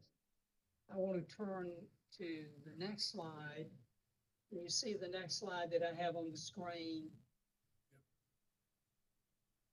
Yep. I do. And I would represent to the parties in the commission that this slide is from order number 872, a FERC order.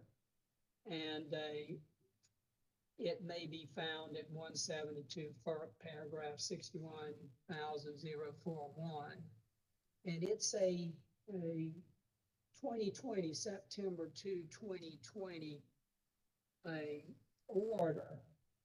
Let me ask you to review with the commission key principles that comes directly from a FERC order that applies.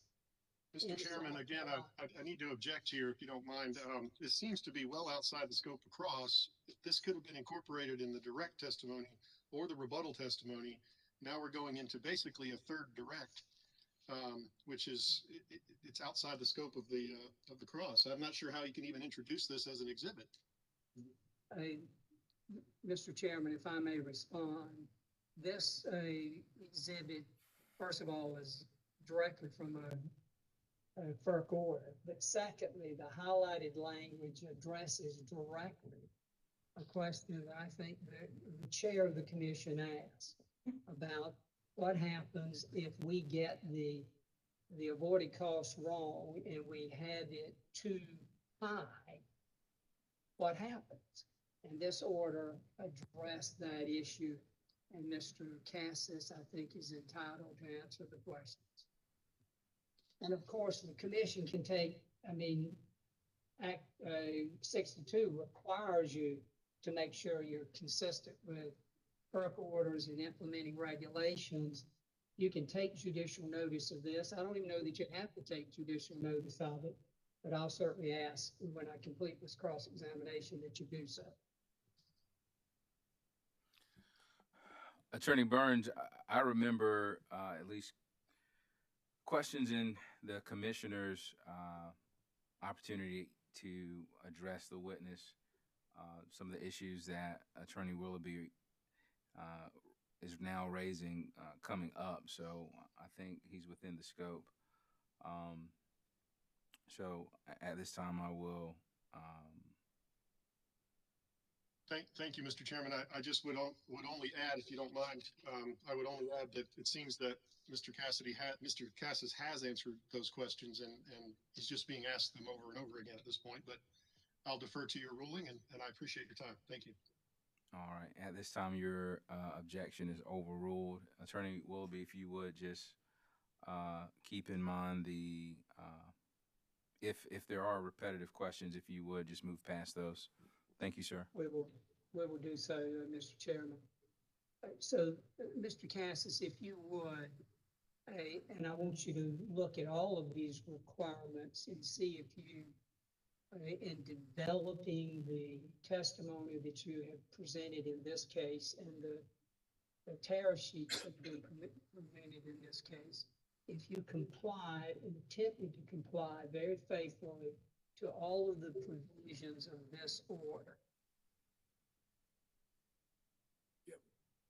We did comply with the specifics. I actually referenced Order 872. I think at least one of the questions, if not two. And if you would, read for me the highlighted section. The record shows that on some occasions, long-term fixed QFs were well above actual avoided costs, therefore causing customers to subsidize those QFs in a contravention of PURPA and the FERC's expectations. And is that the answer to a question that one of the commissioners asked? If we get the avoided costs wrong and we pay too much to solar developers, where does that cost wind up landing? Yeah, it runs through the fuel clause, and then the fuel clause is paid by consumers. So it's a shifting of costs, a subsidizing of solar development, correct? That's correct. Objection, leading. Thank you very Sustained. much. I'm gonna pull these down, and let's see.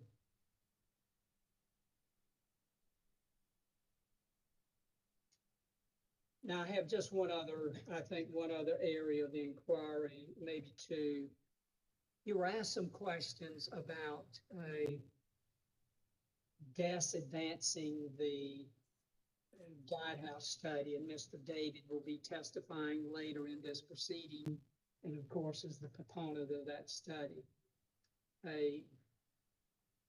Did DES provide Mr. David all of the data that he requested in order to perform his study? That's correct. He had to have our system data to be able to do the analysis. And did DES also provide that same data to other parties through the discovery process? Yeah, to my knowledge, I think that everything that we provided to Mr. David was provided through any request to the other parties.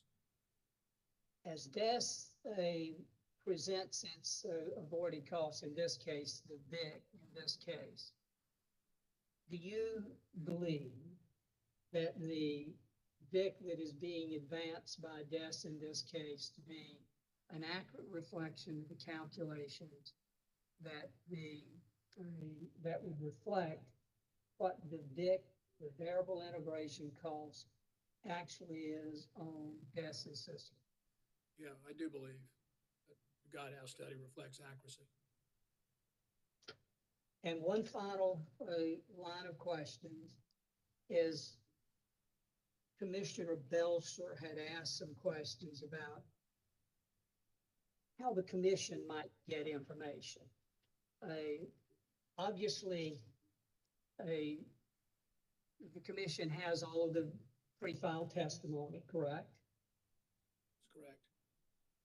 And is it also true that if you look at section 58,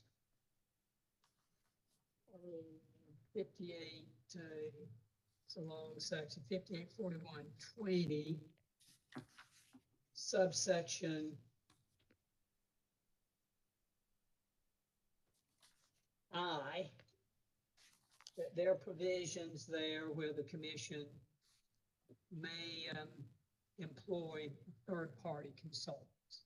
Are you familiar with that provision just in general, Mr. Cassis?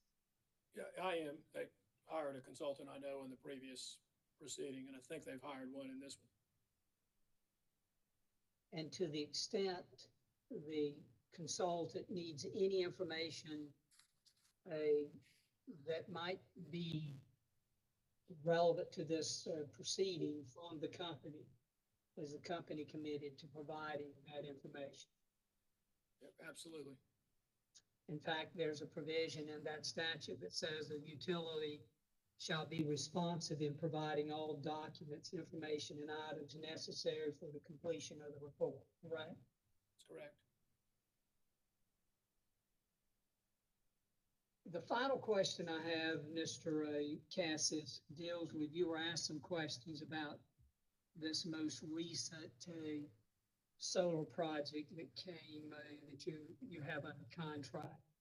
The solar plus storage project to which will place Dominion Energy South Carolina over 1,000 megawatts is an Eastover solar project. Is that correct?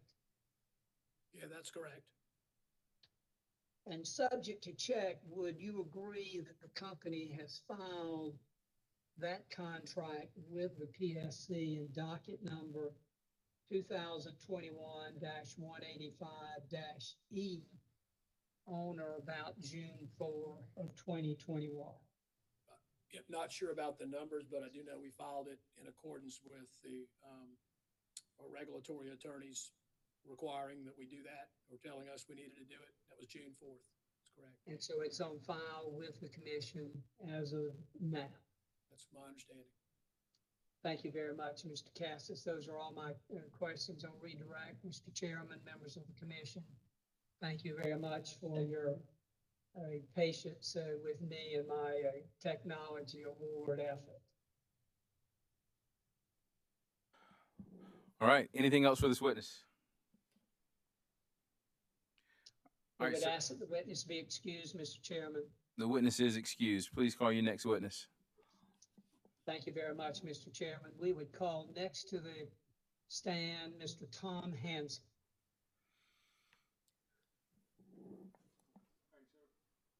All right, sir, please take the stand and pause to be sworn in by our court reporter. Good afternoon, Mr. Hanslick. If you would, the court reporter will direct you right now about taking the oath. Good afternoon. If you'll raise your right hand, please. Do you solemnly affirm that the testimony you're about to give will be the truth, the whole truth, and nothing but the truth? I do. Thank you, sir. Good afternoon, Mr. Hanslick. Would you state your full name for the record, please? My full name's Thomas E. Hanslick, but I'm going to ask for a mic check. Is the volume okay there? I hear you loud and clear, but I'm not the one that's most important. Mr. Chairman, how do you hear Mr. Hanslick? We hear him loud and clear in the hearing room. Perfect. Thank you very much. Mr. Hanslick, I think you've stated your full name. You've been sworn. By whom are you employed and in what capacity? I'm employed by Dominion Energy South Carolina, and I'm the manager of electric transmission system operations and control. And let me ask this question. While it's in your testimony, Mr. Hanslick, tell me that job description that you just described. Tell me exactly some of the functions you perform in that role. I'll read the paragraph from my summary that handles that. Well, hold on then, that's fine. If you've got it right there in your summary, I should have realized that. We'll come to that in just a second. But in connection with this proceeding, you only provided a rebuttal testimony consisting of 29 pages. Is that correct? That's correct. Are there any corrections or changes to be made to that pre-filed direct rebuttal testimony? There are not any changes or corrections. If I asked you the questions that appear in that pre-filed rebuttal testimony, Mr. Hansen, would your answers today from the stand be the same? Yes, they would. Mr. Chairman, we would move the introduction into the record, the pre-filed rebuttal testimony, Mr. Hanslick, as if given orally from the stand. Mr. Hanslick's pre-filed rebuttal testimony will be entered into the record as if given orally from the stand. Mr. Hanslick, have you prepared a summary of your testimony? Yes, I have. Please deliver that at this time. Okay. Good afternoon, Chairman Williams and members of the commission. My name is Tom Hanselick. I provided rebuttal testimony in this docket on behalf of Dominion Energy South Carolina Incorporated on August 10th, 2021, and I respectfully request to provide the commission with this summary of the same. I am the manager of Electric Transmission System Operations and Control for Dominion Energy South Carolina. My department monitors and controls DESC's transmission system, dispatches its generation fleet, and reliably meets customer load in real time. Our primary function is to operate the transmission system and dispatch generation in a safe and reliable manner. For example, the North American Electric Reliability Corporation, or NERC, imposes certain reliability standards on DESC, including the Resource and Demand Balancing Standards, or BAL standards. However, DESC's compliance with these standards is complicated by the variable nature of non-dispatchable solar QF generation. Non-dispatchable solar QF generators routinely experience dramatic spikes and drops in generation output, which means that DESC must adjust other generation in real time to maintain a balanced system. To aid in system planning, DESC incorporates these QF generators and corresponding operating reserves into its Balancing Integrated Operating Plan, or BIOP. The BIOP is a forecast that is developed a day ahead by DESC and focuses on available generation during each hour of the day to ensure adequate operating reserves and resource adequacy. This allows DESC to optimize the generation assets on its system based upon functional and operational limitations of such generators. For example, non-dispatchable solar cannot be called upon at night or when weather conditions prevent these assets from generating power. DESC must utilize dispatchable generation to cover reliability events and system peaks because non-dispatchable solar cannot provide that flexibility. Although DESC carried operating reserves prior to the addition of these non-dispatchable solar generators on its system, that need has only increased given the significant penetration of non-dispatchable QF solar on the DESC system. This forces DESC to rely on combined cycle plants to provide more operating reserves and less baseload support. In some cases, this means reducing highly efficient plants at times when they might otherwise be providing lower cost service to DESC's customers. The graphs of my testimony were developed from actual system data and illustrate the complications of variable QF generation. Although I will not explain every graph in detail in my summary, at a high level, I provide a system-wide graph and a site-specific graph for 3 days this summer. Together, these graphs depicting actual events show not only the variability of non-dispatchable solar and the corresponding fluctuations in DESC-owned generation, but also the inherent difficulty in forecasting and planning these non-dispatchable solar QF generators. For example, there were certain times when system load is peaking and non-dispatchable solar generation was falling off sharply. Other times, load was decreasing, but non-dispatchable solar generation was rapidly increasing. The graphs also show multiple dramatic spikes and drops in non-dispatchable solar generation, which DESC responded to in real time, as well as how site-specific generation varied dramatically from the forecast provided by the QFs. Although DESC's BIOP is far more accurate than forecasts provided by project owners, assuming a forecast is even provided, the nature of these assets mean that it is nearly impossible to create 100% accurate forecast. Although witness Ori suggests that a 1-hour forecast could reduce the need for operating reserves, this is simply incorrect given that even if DESC received accurate 1-hour forecasts, we must still respond to this variability in real time. To illustrate just how severely non-dispatchable solar generation can affect the DESC system, I provide an example of a day when DESC had to curtail non-dispatchable solar because it was increasing rapidly, while the overall load on the DESC system was decreasing.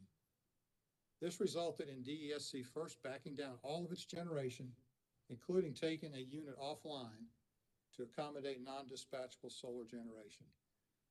Even then, the DESC system could not accommodate non-dispatchable solar while still planning for the next morning's peak. So DESC then had to curtail approximately 280 megawatts of non-dispatchable solar. All of these decisions were made in real time to ensure that the DESC system remained able to reliably deliver power to its customers. Although witness Burgess suggests that the cost to integrate these resources is zero, my testimony, based on real-life events, shows that there are costs and consequences to integrating such a significant amount of non-dispatchable solar on the DESC system. In short, my testimony provides real insight on what we actually experience, which is critical to understand the fundamental need for operating reserves to respond to these variable and non-dispatchable solar generators. I thank the Commission for this time, and this concludes a summary of my rebuttal testimony.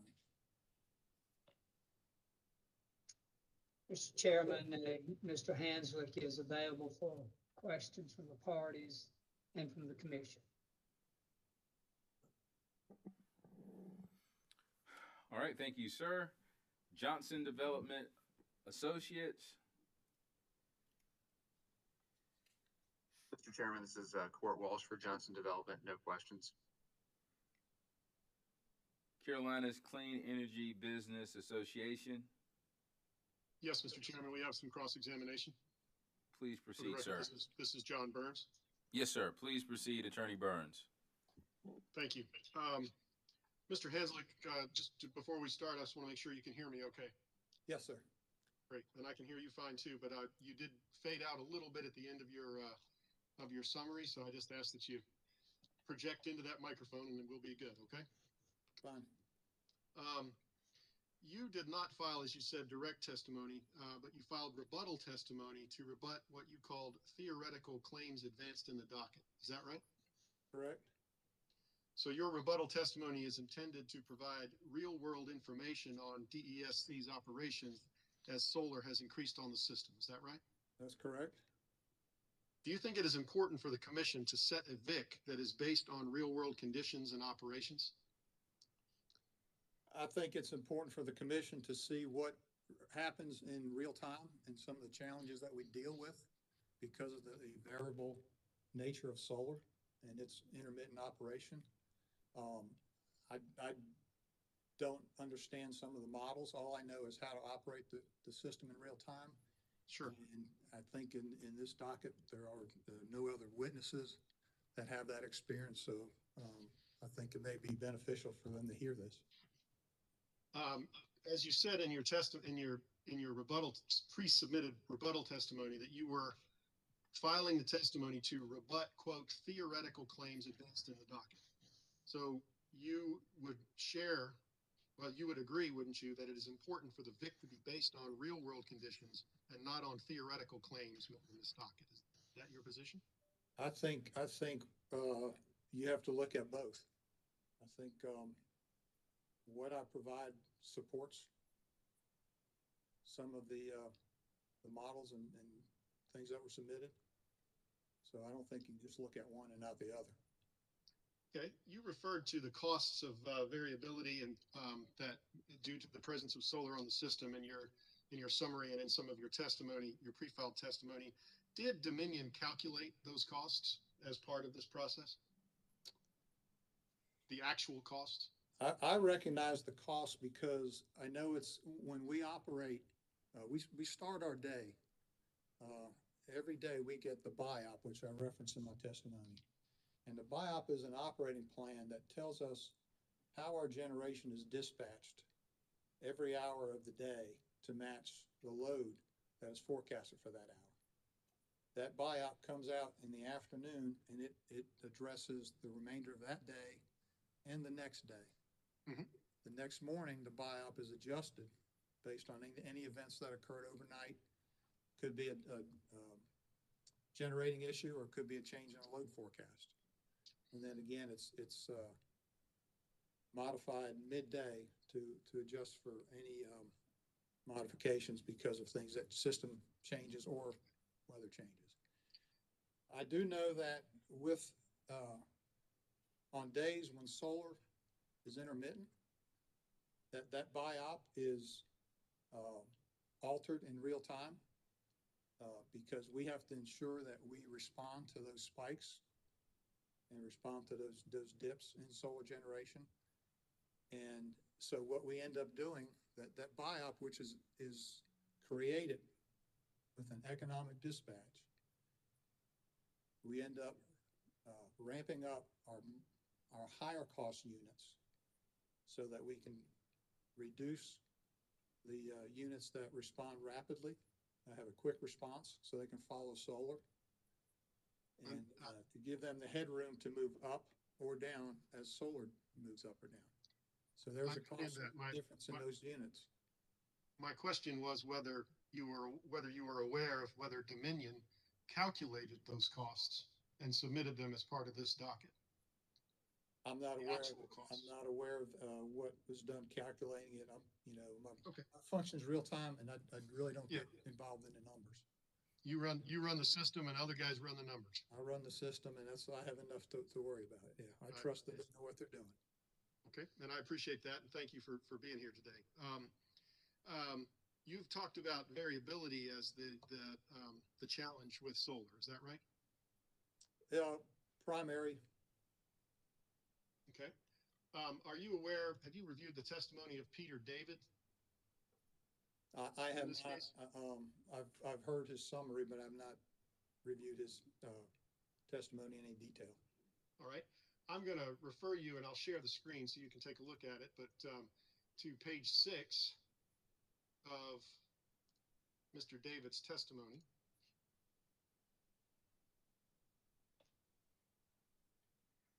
Is that visible, Mr. Chairman? I can see it. Yes. Thank you. Ask you to take a look at lines 1 through 3 of page 6 once I get there.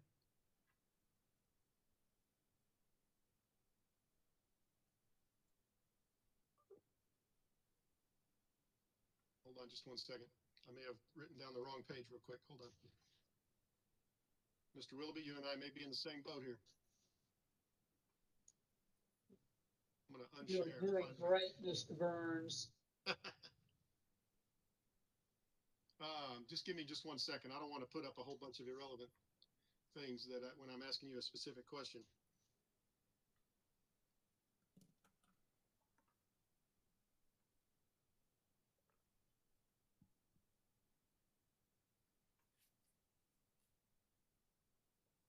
Just bear with me. I'm sorry. Apologize, Mr. Chairman. I'll come back around to that one. Let me move on. Have you read the Guidehouse study, Mr. Hensley? No. That was prepared by Mr. David? No. Thank you. Are you aware that Dominion Energy has made a net zero carbon commitment for 2050? I do, yes. And that commitment will require significant additions of renewable energy, including solar, be added to the Dominion system in South Carolina, correct? That's correct. In its commission-approved IRP, Dominion has also included 700 megawatts of additional solar by 2035. Is that correct? I believe that's correct. I've seen different versions of that, but I think that's correct. So there's going to need to be additional solar, additional QFs added to the Dominion system, correct? If they follow through with the IRP, I would assume so, yes. Okay.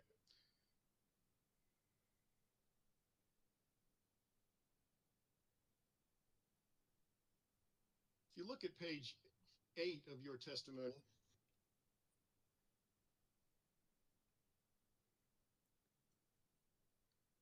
do you have your rebuttal in front of you, sir? I do. Okay.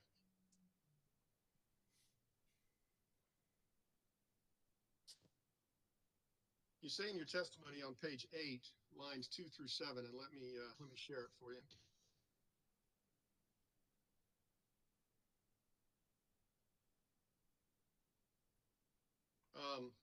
That the surge of solar generation on winter mornings creates compliance issues BAL 001 compliance issues related to high frequency, and quote, the magnitude of this reliability and compliance problem will increase as the amount of solar increases on the DESC system, correct?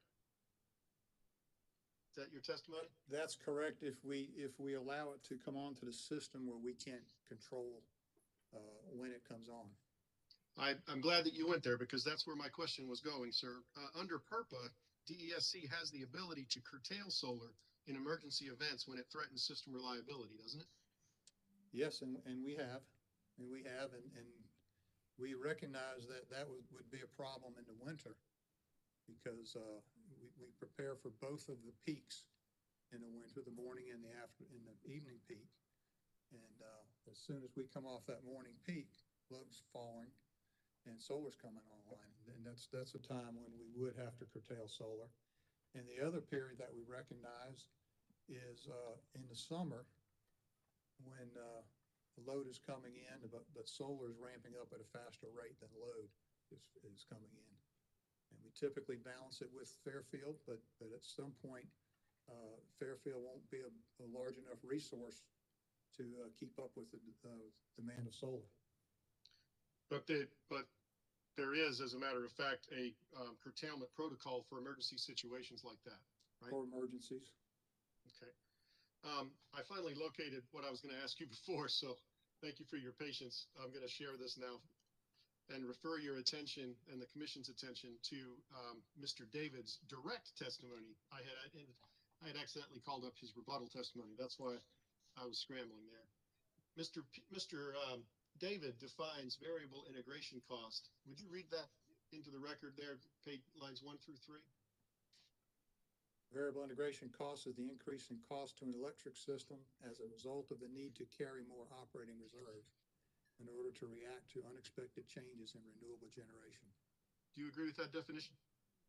I mean, first time I've actually seen the definition of variable integration cost, so I assume it's correct. Okay, thanks. You also testify further in your rebuttal that DESC plans and operates its system in compliance with NERC requirements. Is that correct? Yes. And failure to comply with mandatory reliability standards and the NERC requirements can result in fines, penalties, and mandatory mitigation measures, right? Correct. Is it your testimony that Dominion's net zero carbon commitment and its IRP will create reliability and compliance problems on the company's system? No, not if we manage it, it won't. But as it stands right now, we can't control when we dispatch. It's a non-dispatchable generator. Is it your testimony that Dominion cannot reliably operate its system today because of the solar on its system? No, we reliably operate the system regardless. Great. And we'll curtail solar if we need to. And you have the power to do that for even a PURPA QF, right? Correct. On page 9 of your testimony, your rebuttal,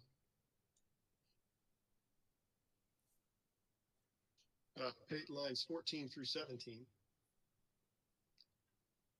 you described DESC's balancing integrated operational plan. Is that the BIOP that you were testifying about earlier?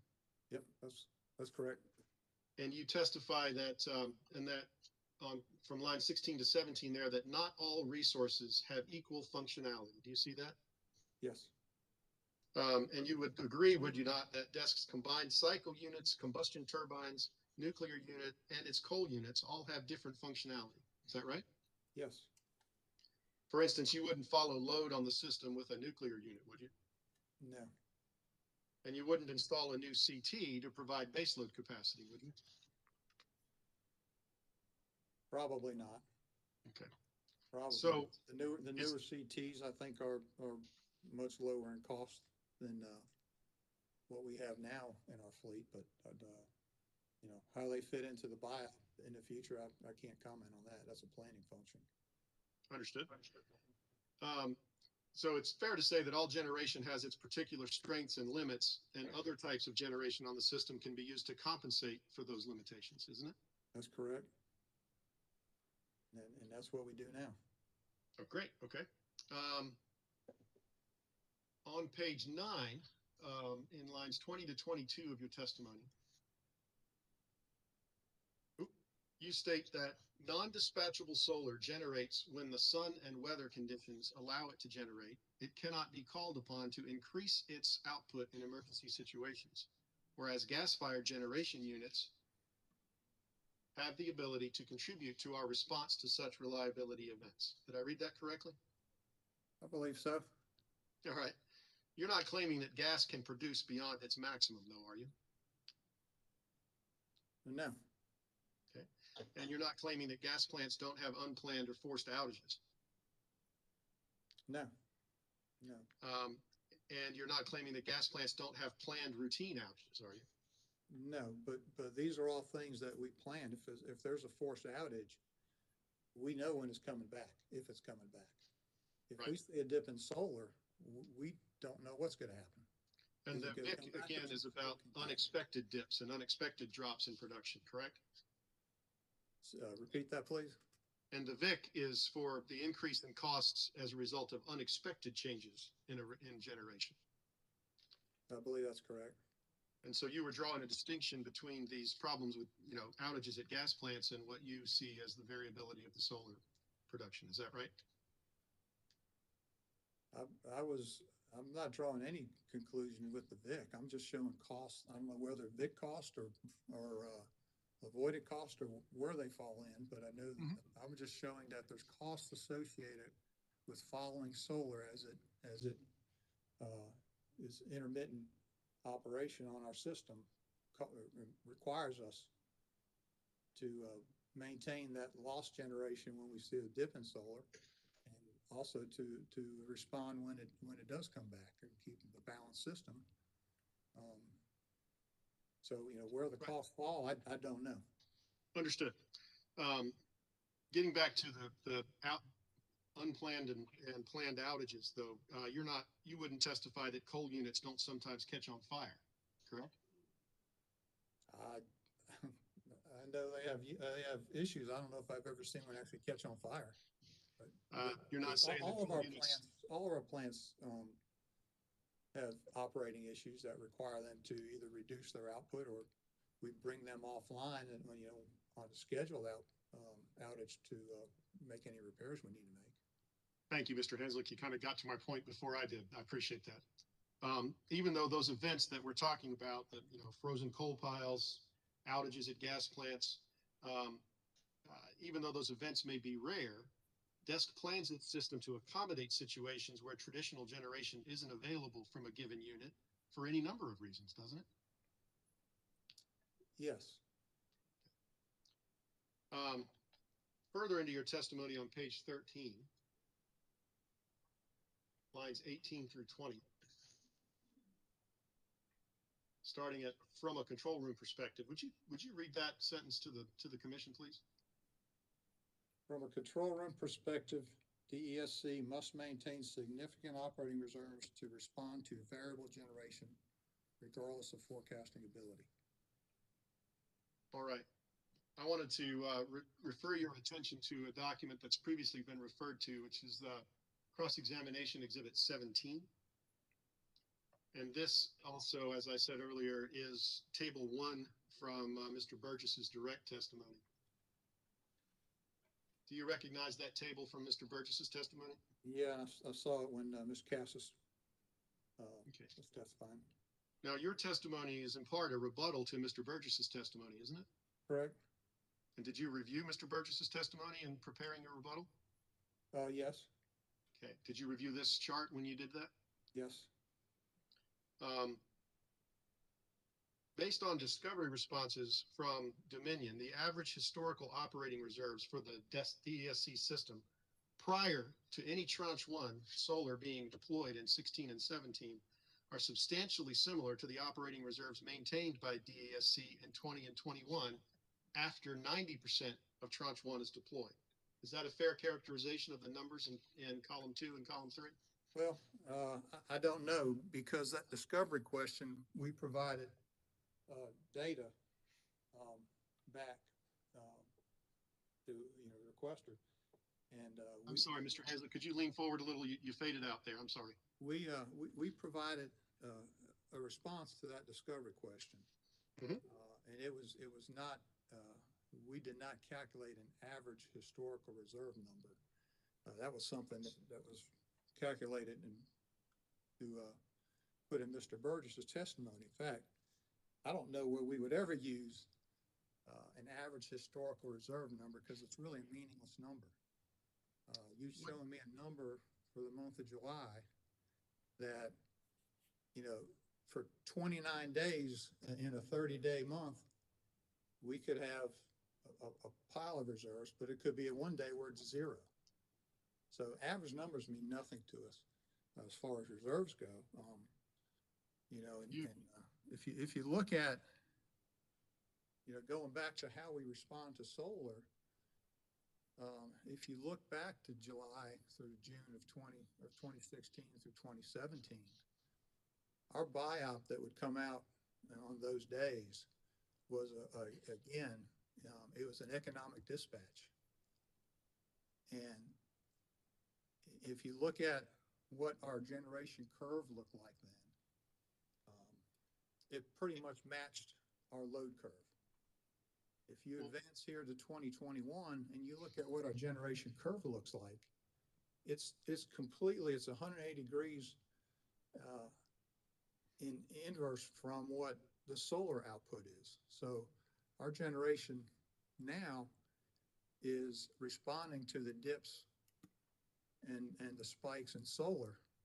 And so that economic dispatch that we ran in 2016, the units we had, our lowest cost units, we were taking them all the way to the top and then ramping our higher cost. So it was a true economic dispatch. We didn't have to rely on the dispatch and alter that buy-up to respond to the intermittency of solar. Well, and the other thing I'll mention on this one is, we look at we look at reserves across the peak hour of the day, and that's what we plan for. So that's our minimum reserve requirement, is based on that peak hour. So there's going to be hours, when away from the peak where we will have a surplus of reserves.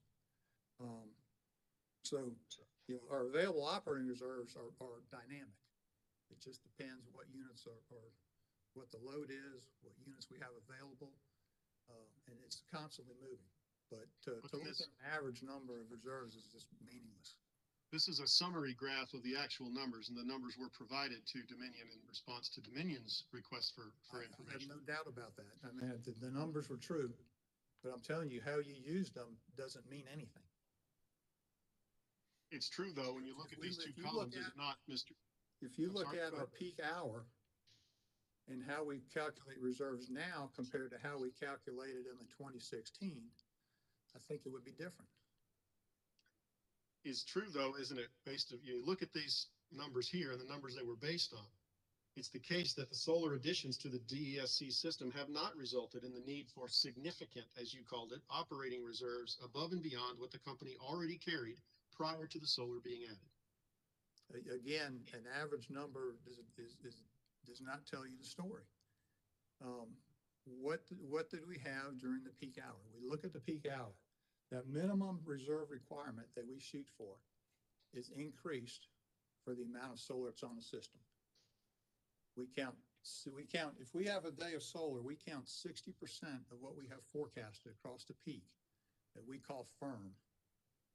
The 40% that we can't rely on is non-firm. And so we have to back up any non-firm. We treat that non-firm solar just like we treat a non-firm purchase. A non-firm purchase can be recalled at any time. And so if we're making a purchase for economic reasons, we're buying 100 megawatts, it's non-firm. We still have to keep 100 megawatts in our back pocket to fill that void if the provider of those reserves recalls them. Just like what we sold when we calculate our reserves for solar, and we can go to the charts and show how solar drops, how it's. Oh, I will, Mr. Haslick. We're going to get to that part if you want to save that part of your testimony. you're using two different terms from time to time, or at least it seems to me. Let me clarify.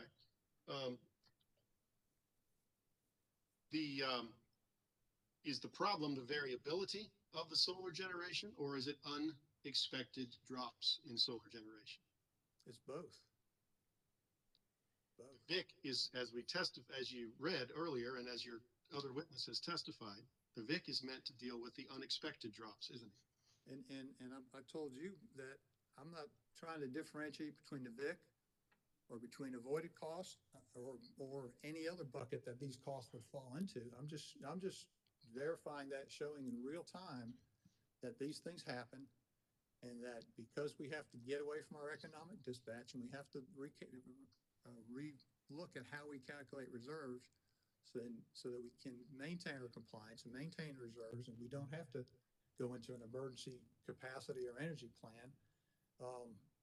You know, I'm just here to show there are costs. What is the minimum reserve requirement for solar on the DESC system? The minimum reserve requirement, what we look at is the forecast of what we are forecasting solar to provide the peak hour of the day. And so if it's, let's say that it's a 700 megawatt day in the middle of the afternoon, but we know that as we approach that peak hour, we might forecast 500 megawatts. We put 60% of that into our reserve calculation. We treat 60% of it just like we treat our firm generation. So when we add up all of our generation online and subtract the load from that number, that's what our reserves are. So we count some of that solar towards, but it's the 40% that is non-firm we don't count, and we have to rely on reserves to control that portion of the solar. Thank you. Let's go back to the purpose of your rebuttal. You stated that your testimony was meant to rebut the theoretical claims advanced in the docket. So I'd like to look at your colleague witness Bell's testimony, and I'll share the screen with you. This is from his rebuttal. This is page 13, excuse me, that's your rebuttal, hold on. There we go. Page 3 of witness Bell's rebuttal, lines 14 through 19. Beginning with the words, "while it is true." Would you mind reading that sentence to the commission, please? How far? 14 to 19? Yes, while it is true to the end of the sentence. While it is true that Guidehouse identified additional operating reserves higher than DESC has historically used, the study establishes that additional reserves are needed due to the intermittent nature of solar energy generation and the increasing levels of solar penetration into the DESC system. Would you read the next sentence as well? That's where I was headed. Okay. DESC is evaluating these study levels. DESC is evaluating these study results to determine the level of additional reserves necessary to provide adequate levels of reliability. So would you agree that the Guidehouse report does not show the historical operations and the real world decisions that you have made as DESC's manager of electric transmission system operations and control? I don't know if what they've looked at. They gathered information from us just like we provided to everyone else who asked for it. So. And you haven't reviewed the Guidehouse study? No. Mr. David here, who did the Guidehouse study, is testifying that your real-world decisions in the operations room, which have kept the system running reliably, even with all that solar on it, that your real-world decisions have been flawed, and Guidehouse's theoretical claims should be substituted for your real-world expertise. Isn't that what Mr. David's testimony was? That you just object. Let me interrupt, Mr. Chairman. I object to the question. That question is a total distortion of Mr. David's testimony, and I would at least ask the questioner to be fair to the witness and not distort what Mr. David has said if he wants to pose a question to him. And I think it's probably improper as well, Mr. Chairman, to try to pit one witness against another. So I object for those two reasons. I can rephrase my question, Mr. Chairman. If you like, I really, Attorney Willoughby objected so quickly that I really didn't get a chance to really digest your question. So ask it again, please, sir. I asked if, based upon, well, it's hard to, because he hasn't read the Guidehouse report. So I think I need to frame the question up one more time and provide him an additional piece of information. And then I'll ask that question again, Mr. Chairman. All right. If that's all right. Looking at Mr. David's rebuttal testimony on page 5, lines 6 through 13. I'd have you also read this, and I'll talk to you about the meaning of it in just a moment, sir. Read from 6 to 13, this one paragraph. First and foremost, Guidehouse's modeled variable integration cost, or VIC, for the different tranches of solar penetration in the studies based on what operating reserve requirements should be, not what they have been in the past. The operating reserve levels that DESC has required in recent history have been lower than what Guidehouse recommends. Consequently, there would be significant differences between the actual costs incurred by DESC for integrating solar over the last 2 years versus what those costs may have been with a more appropriate operating reserve requirement. Thank you, Mr. Hanslick. Isn't it fair to say then that Mr.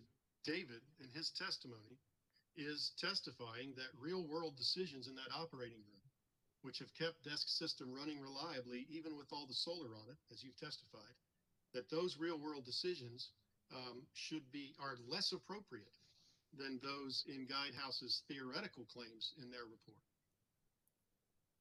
Well, I think Mr. Chairman, he's Mr. Hansel, let me interrupt before you answer. Mr. Chairman, I would object again. I mean, it would be perfectly proper for Mr. Burns to ask Mr. David anything about his testimony. I think it's terribly improper to ask Mr. Hanslick what Mr. David means by his testimony. So I think this is improper. It's also trying to pit one witness against the other, which is terribly improper. So we object on those two bases. May I respond, Mr. Chairman? Please. That's the first time I've heard cross-examination and impeachment used as called improper. I had him read Mr. David's testimony, in which Mr. David says that it is more appropriate to use the forecasts and theoretical conclusions of Mr. David's report and his testimony, which is clearly a comment that those are more appropriate than the manner that that the current witness would have done those things. And it's a fair question. He can answer it, and then we can move on. And Mr. Chairman, if I may briefly respond, it is not fair. He's asking this witness to interpret what an expert witness on a different subject has testified to. It would be entirely proper for him to ask Mr. David about this testimony. But it's not proper for him. It'd be okay for him to say, is there anything in your testimony that disagrees with this statement? That may be a proper question, but the way he's phrased it is asking him to interpret what Mr. David means, and that is a question for Mr. David. Mr. Chairman, I don't know that we've had a witness in the 3 hearings I've been involved with who has more knowledge of the operations of a power system than Mr. Hanslick. So I think he can probably defend himself against the statements that Mr. David said. Now, I'm happy to let him do that, and I'd like to, that's my position, and I would ask that you overrule the objection. Understood. I'm going to allow you to ask him whether or not he agrees or disagrees with what he thinks about it, but as to interpreting what he thinks the author means, I think that's improper. But if you want to ask him his opinion, what he thinks, whether he agrees or disagrees, I think that's proper. Thank you, Mr. Chairman. Do you agree with Mr. David's testimony that you read? I agree that the reserve level at DESC has required in recent history has been lower than what Guidehouse recommends. I agree with that. And the reserve levels that we've seen in recent history using the 40% at times are too low.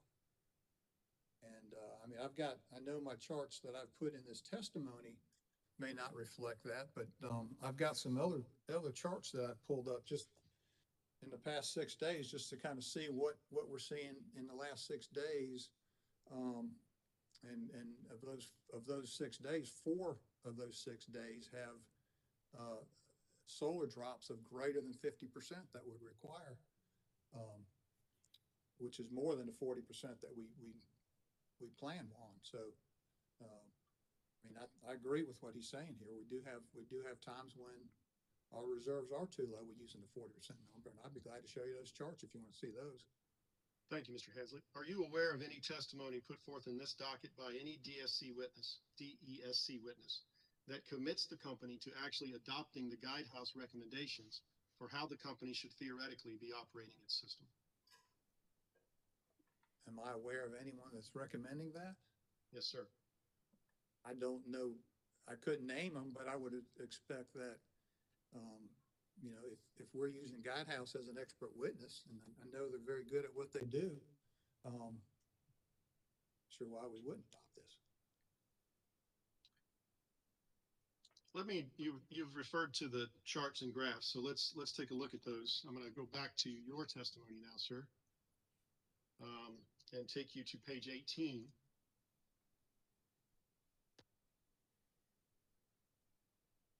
Is that one of the charts you were referring to of July 27th, 2021 graph? That's that's one of them.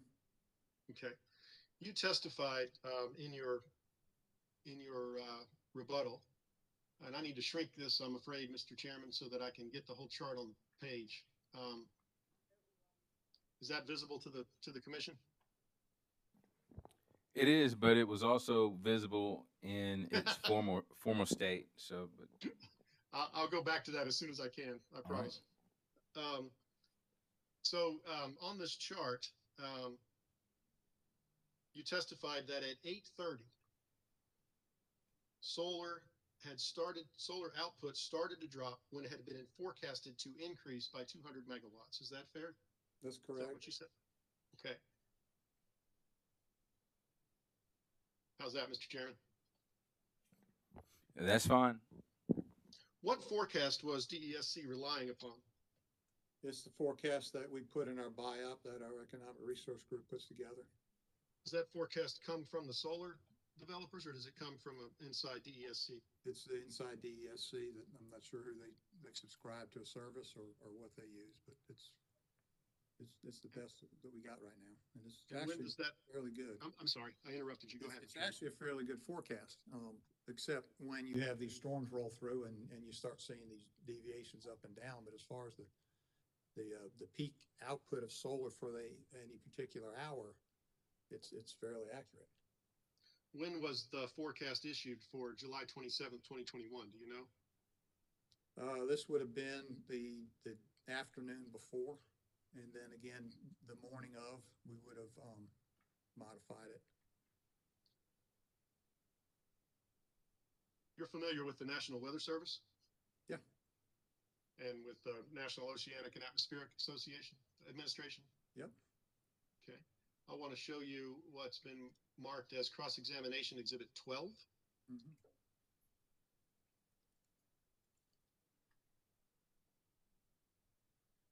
Are you familiar with the National Weather Service's archive of the National Forecast Chart? Not in any detail. I know I've seen this on their site, but haven't spent any time with it. And for the record, because it did not print on the document, I want to read into the record the website so that anyone that wishes to check up on this exhibit can do so. It's www.wpc.noaa.gov/NOAA_archive.php.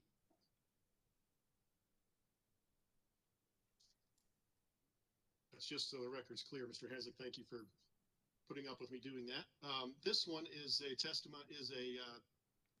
map showing the forecast for the morning of July 27th, 2021. Do you see that? Yeah. All right. you're aware that the National Weather Service issues 2 official weather forecasts a day, I believe so. in the morning and in the afternoon? Right? Yeah, I believe you.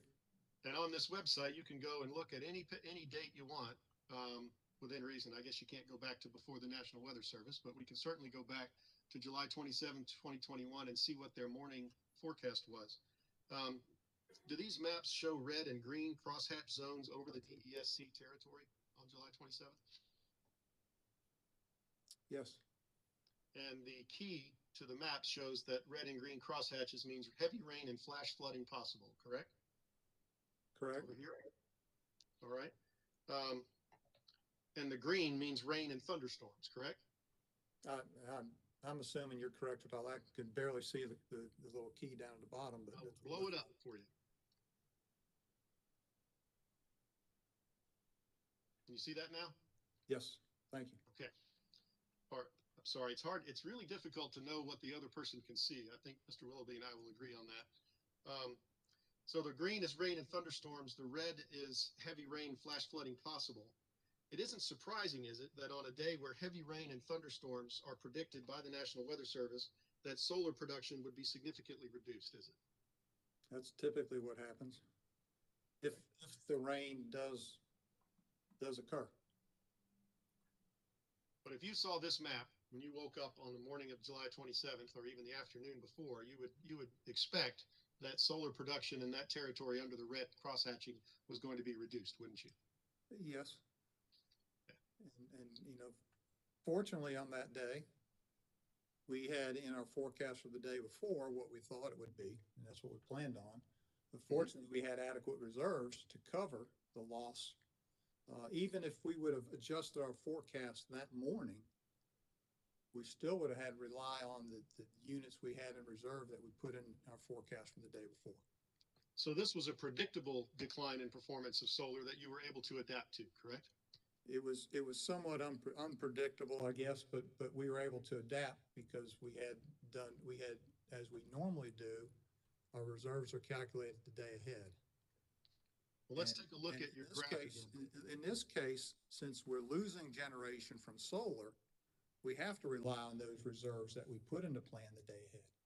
Had we removed those reserves and this happened, and then we would have come up short. So, yeah, we had to replace that generation. Understood. Let me look back at your testimony in this graph here, which is, for identification, is the graph on July 27th, 2021, on page 18 of your rebuttal testimony that you testified about earlier. The green line on this graph shows the DESC generation, correct? Correct. All right. The yellow line shows solar generation. Is that right? And the green line and the yellow line, are they on the same scale?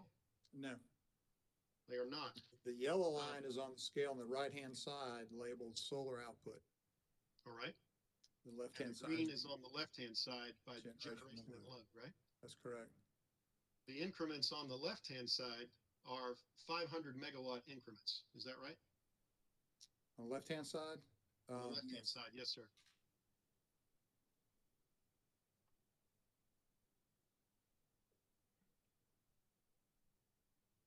Is that right? Yes, 500 megawatt. Oh, I'm sorry. Yeah. I didn't hear your answer. And on the right-hand side, the lines are, or it's measured in 200 megawatt increments in solar output, right? Yeah, it's a little bit of a quirky scale when you start doing, we have some problems with the scaling, but it's not exactly 200 megawatts. The numbers don't line up with the line. So. Right. And they clearly don't line up with the lines on the left side either, do they? Or the increments on the left side. Correct. Would you agree that the yellow line is scaled at about 4 times the granularity of the green and blue lines on this map, on this graph? No. The green and the yellow lines are 15-minute, it's 15-minute data. Every 15 minutes we plot it. The blue line, the load line is hourly data. That's how we track our load on an hourly. Our load curve is integrated over the hour. I appreciate that answer, and that's helpful. I guess my question that I was trying to ask was that the green and the blue line are at 500 megawatt increments, and the yellow line is at somewhere around a 200 megawatt increment. And those are different scales of granularity, aren't they? You're talking about the actual magnitude of what we're showing.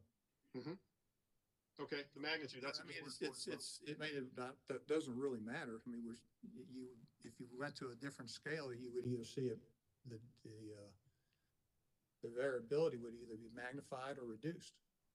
Well, it shows if you're measuring the yellow line on approximately a 200 megawatt scale, the dips are going to look larger than the 500 megawatt dips on the green one, aren't they?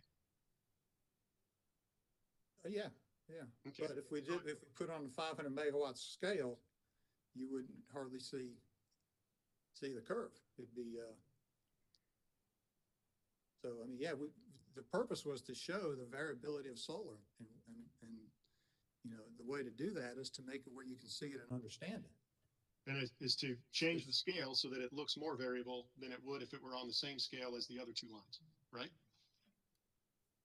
No, I mean, we did this so you can see what the solar curve looked like and how the load and generation followed each other. And okay. I mean, yeah, if you wanted to redo the chart, we'll put it on the same scale, but it won't really indicate, show what's happening. Well, let's look at the times using the scale that you've got here. Let's look at the times when solar is not producing on this chart and DESC is meeting system load with its own generation. Let's focus on the times before 7 a.m. and after 7 p.m. Both Right. ends of the chart, right? Yep. The green line is still moving up and down in an irregular pattern because of variability in load. Isn't that correct? Actually, that may be a schedule. If that's the top of the hour, there may be a schedule coming in, a sale that we were making. But before 7 a.m., that green line's variability is not a reaction to solar on the system, is it? That's correct. And at the other side, the green line, the drop off here on the right side of the green line is not due to solar on the system because there is no solar on the system after just before 2024. Right? That's correct. We were making a sale to a neighbor who's having issues with the generating unit, and that was the schedule. I believe it's about a 200 megawatt scale. That looks like it's at the top of the hour, so that was a schedule going away. So that was 200 megawatts of generation we dropped off. It was a non-firm sale. So that's what that drop is. All of the charts in your testimony show variability in desk generation, but it's showing variability as it follows variable load throughout the day, right? It's following variable solar throughout the day. Even in times of the day that there is no solar on the system at all? Well, if you look at the drop, the bump right before that drop, we saw a slight increase. That's usually about the time of night when lighting load starts coming on. Then I explained the dip was when they had a schedule go away, ended on a non-firm sale when we were helping a neighbor. And then the rest of it is continued sale. All right. Let me look at page 23 of your testimony, sir, and ask you to look at that with me.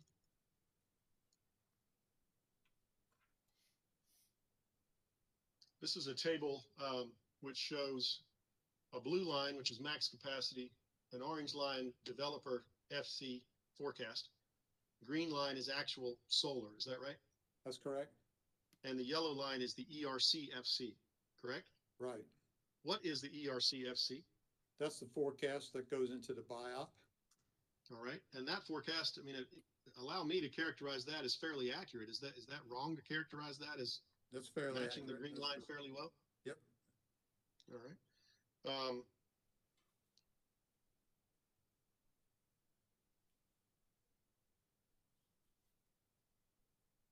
further down in your testimony on this same page, you state that as a result of the inaccurate forecasts provided by project owners, DESC cannot rely on those forecasts, and DESC must plan and develop its own day-ahead forecast, which you can see is much more accurate, but still contains certain variations from what actually occurred. Is that what you testified to? Yes. So when you look back up at this chart, the yellow and the green lines look fairly close together for most of the day, right?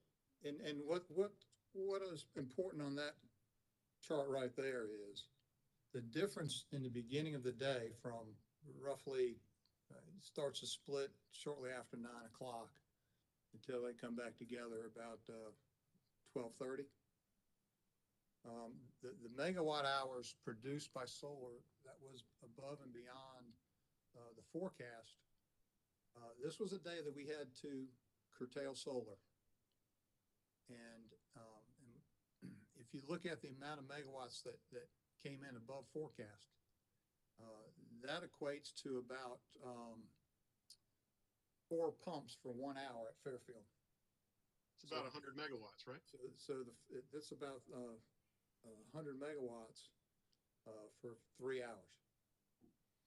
How far in advance does DESC get this forecast, the ERC one?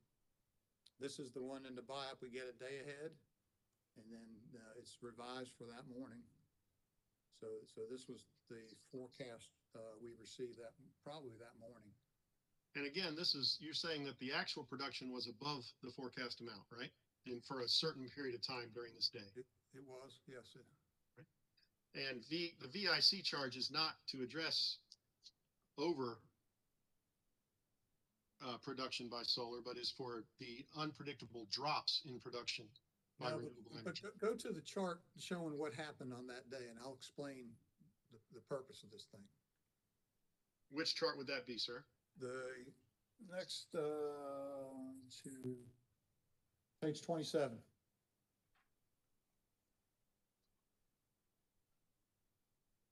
Okay. So page 27. There's our load. Tell the commission what this is. This is January 28th, 2021. Is that the same day as the prior chart? That's correct. Same day as the prior chart. So our load is the blue line, and it's somewhat of a typical winter load curve.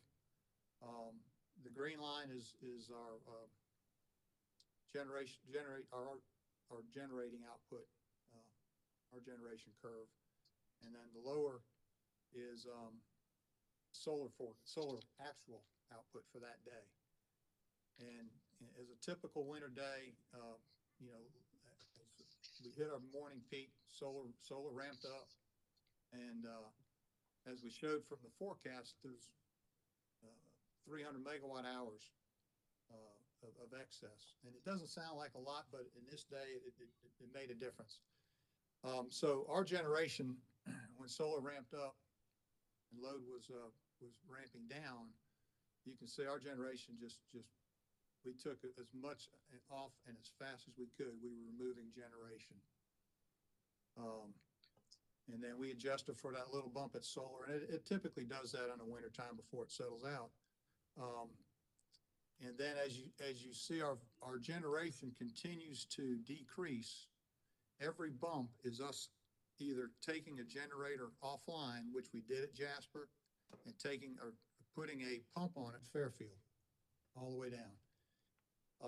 And go ahead. So let me ask you a couple questions about this, because I think I'm glad you directed me here. I do need to go back and ask you one more question that I was going to ask earlier, but let's go ahead and stay on this graph so as not to confuse the commissioners. The load shape on this table is not unpredictable, the blue shape, right? It's a fairly typical winter. It's a typical winter. I mean, loads weren't real high that day for a winter day. But the curve is a winter load curve. But typically the peak would be in the morning. This was the front end of some cold weather coming in, where we peaked in the evening, and then the next morning peak was going to be even higher. And the drop off of solar at 5 p.m. on this January evening is not unpredictable, is it? That's not unpredictable, but if you notice that first dip in solar, that was the curtailment. Right here. Right, no, the other end, where the red arrow and the black arrow come together, Here.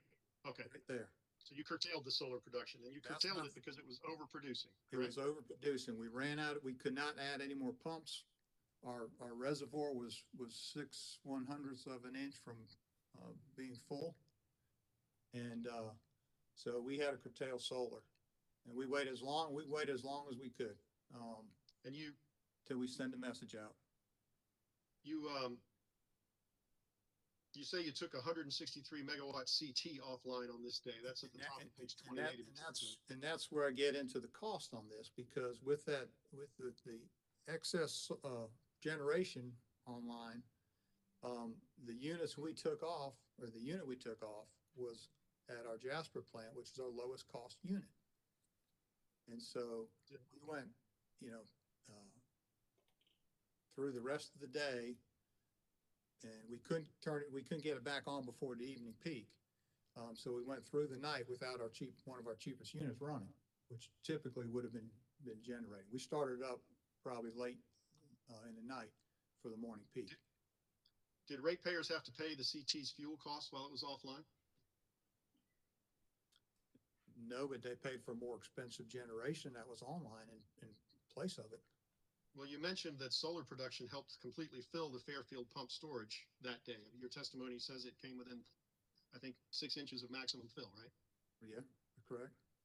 All right. Does that mean that the Fairfield pump that doesn't storage mean was it's free. available that evening and the next morning? That doesn't mean Pardon it's free. I'm sorry, what's your question? My question was Fairfield pump storage available that evening and into the next morning while the CT was offline? Yes, and it was used. It was used in the evening because we had to make room for lower periods, in case lower periods occurred, during the night, which I'm not sure if they would have on this winter day or not. But it was available, yes. Well, you wouldn't expect solar to produce at night anyway, right?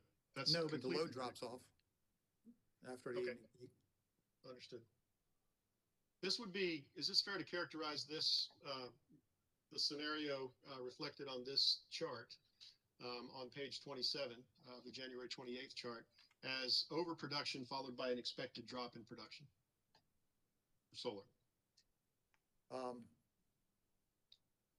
Overproduction of solar or just generation in general? Yeah. Solar. And then we had a drop in production. We curtailed them, correct. But All right. go back to your point, where you were going with Fairfield was full. So then what? Did you use Fairfield to meet some of the demand during the night of January 28th into January 29th? We probably did, but it wasn't less expensive than the unit we had offline. What's the fuel cost for Fairfield pump storage? It varies depending on how it was filled up. Okay. You used some of the overproduction of solar to help fill that pump to help fill Fairfield that day, didn't you? No, that doesn't go into that cost. I don't make the cost, but I don't think that is used in calculating the cost of Fairfield. And you don't know whether the Guidehouse report took into account, or how it took into account, the Fairfield pump storage facility, do you? No. Okay. I do want to go back to one other topic real quick before we move on, sir. On page 25, first of all, let me ask you, is Dominion's forecasting getting better or getting worse for the solar production?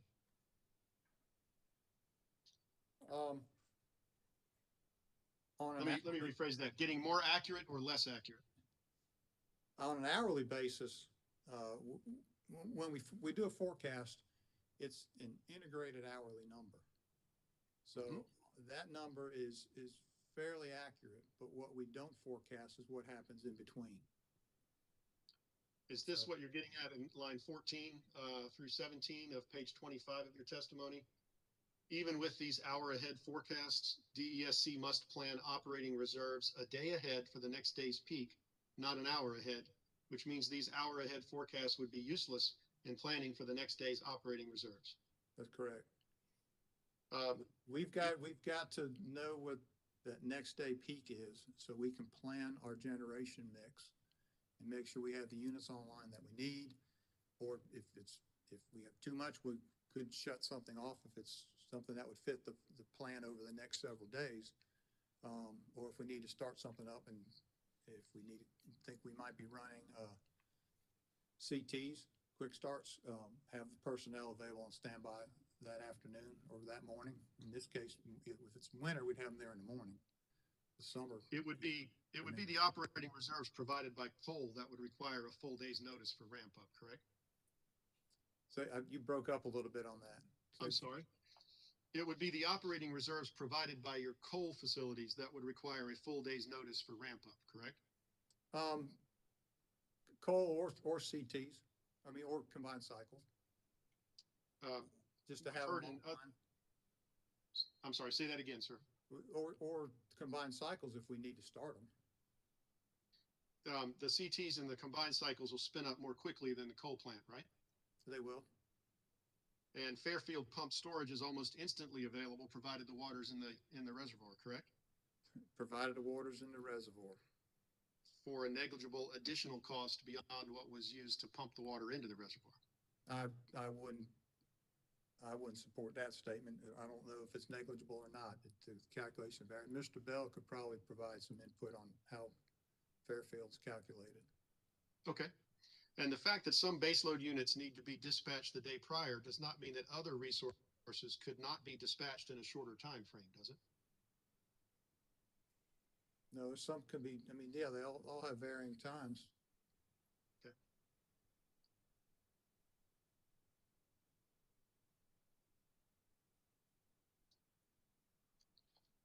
Looking at page 27, where you're discussing this graph that we've referred to before, Yeah. Line 6.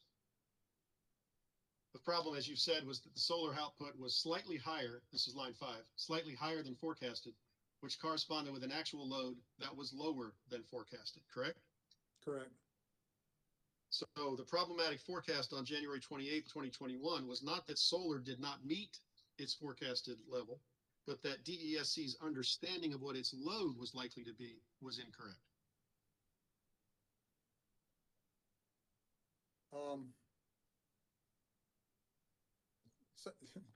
Are not, say that again, not, DEC not understanding our load? Is that what it?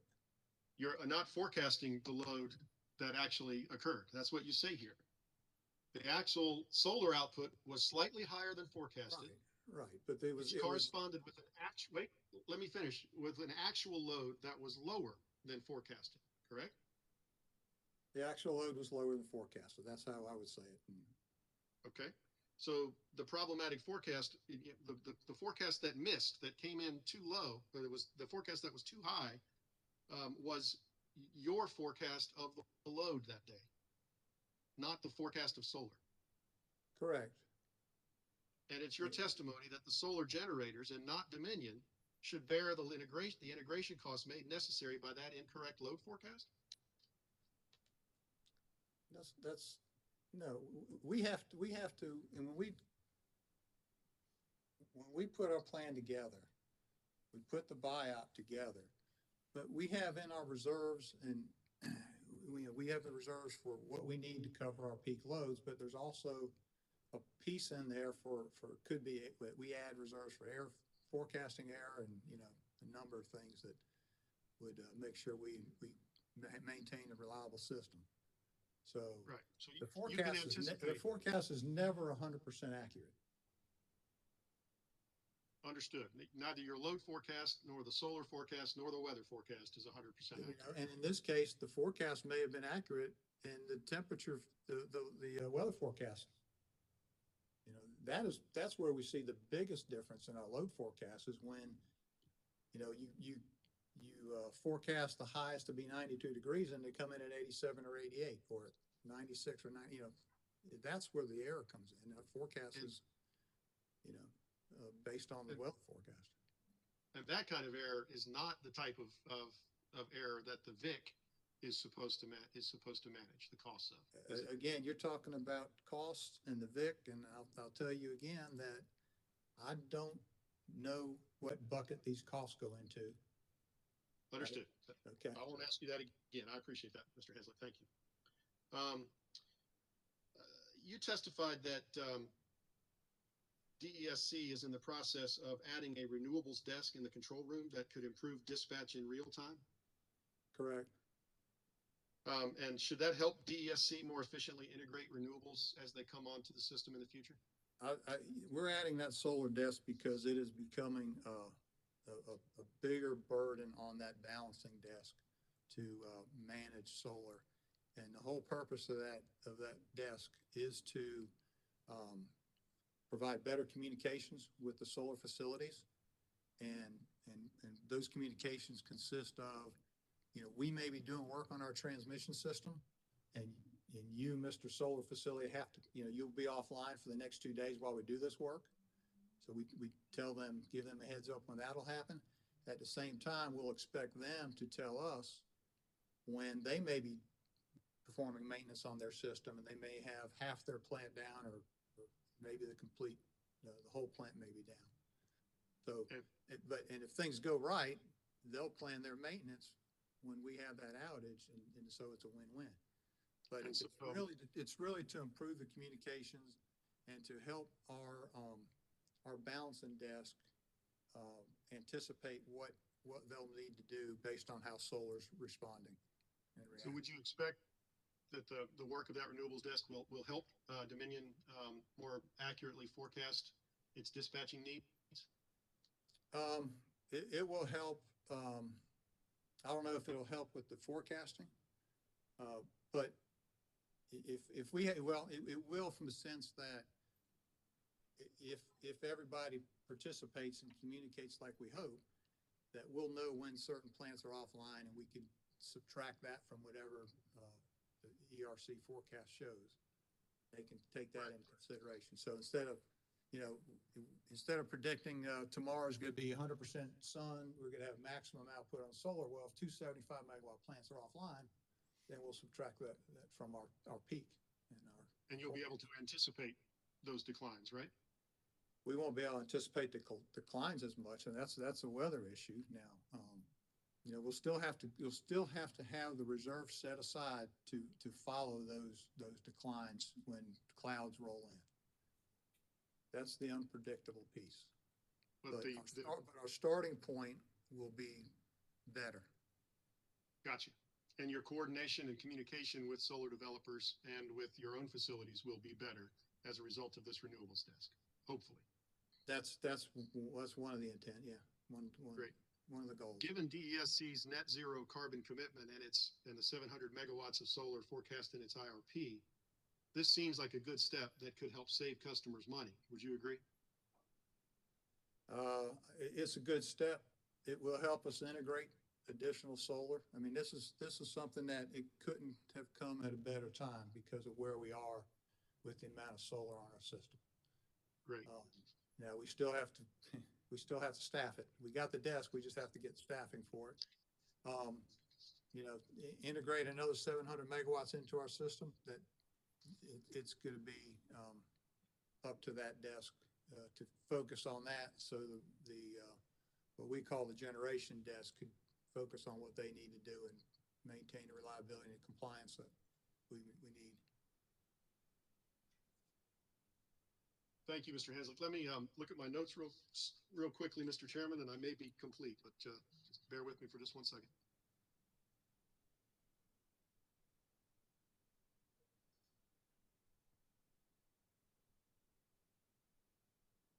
That's all the questions I have at this time. Thank you, Mr. Hanslick. I appreciate your cooperation. Thanks. Pine Gate Renewables LLC. No questions, Mr. Chairman. Thank you. All right. South Carolina Coastal Conservation League, Southern Alliance for Clean Energy. Thank you, Mr. Chairman. This is Kate Mixon, and we have no questions. South Carolina Department of Consumer Affairs. Thank you, Mr. Chairman. Roger Hall. I do have just a couple of questions. All right. Good afternoon, Mr. Hanslick. Are you familiar with the curtailment provisions in the PPA and standard offer contracts? Yeah, the curtailment provisions pretty much allow us for emergencies and, compliance concerns, issues. I think they're curtailment. And you're familiar with the provisions that the company,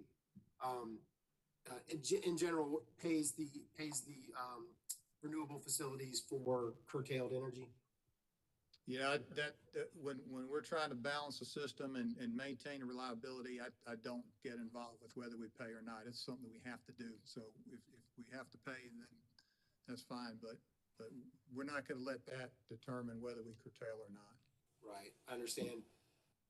And so you may not be able to answer this. I was wondering, the scenarios and figures you provided, you were just talking about in your testimony and with Mr. Burns, are those considered emergency conditions? The curtailment on January 28th? That one in particular is fine. I was asking about, just in general, the scenarios and days you described, but. Yeah, so January 28th was the only curtailment that we had. And that was an emergency. We were the way our pump storage facility works is we have Lake Monticello at the top and Parr Reservoir at the bottom. And as load drops and the solar generation increase, we were adding pumps, which is really adding a load to our system. And the more we added pumps, the more water we pumped up to Lake Monticello. And the licensing requirement at Monticello is a maximum level of 425 feet.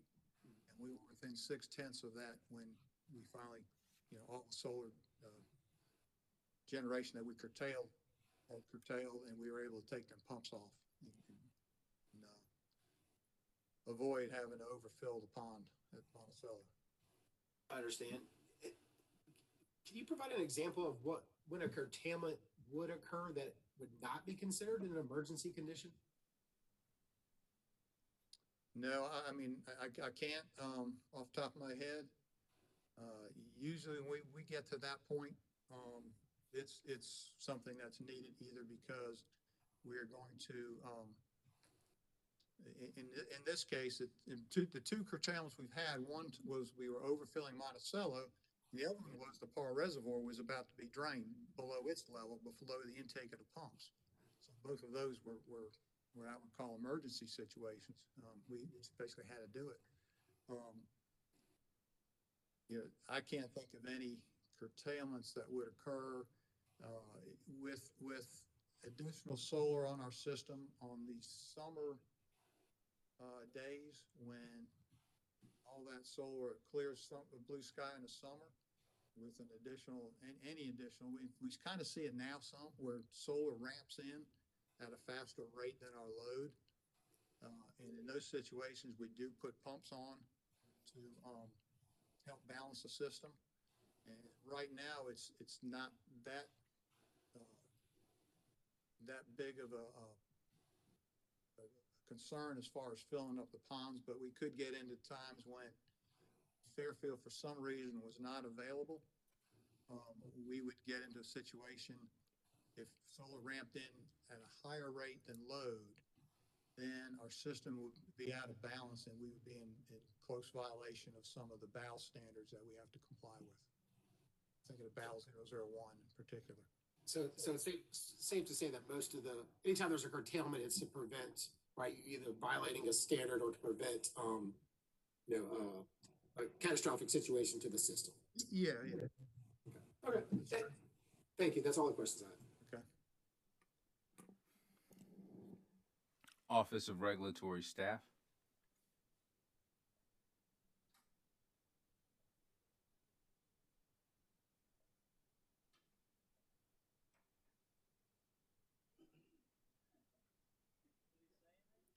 Attorney Huber.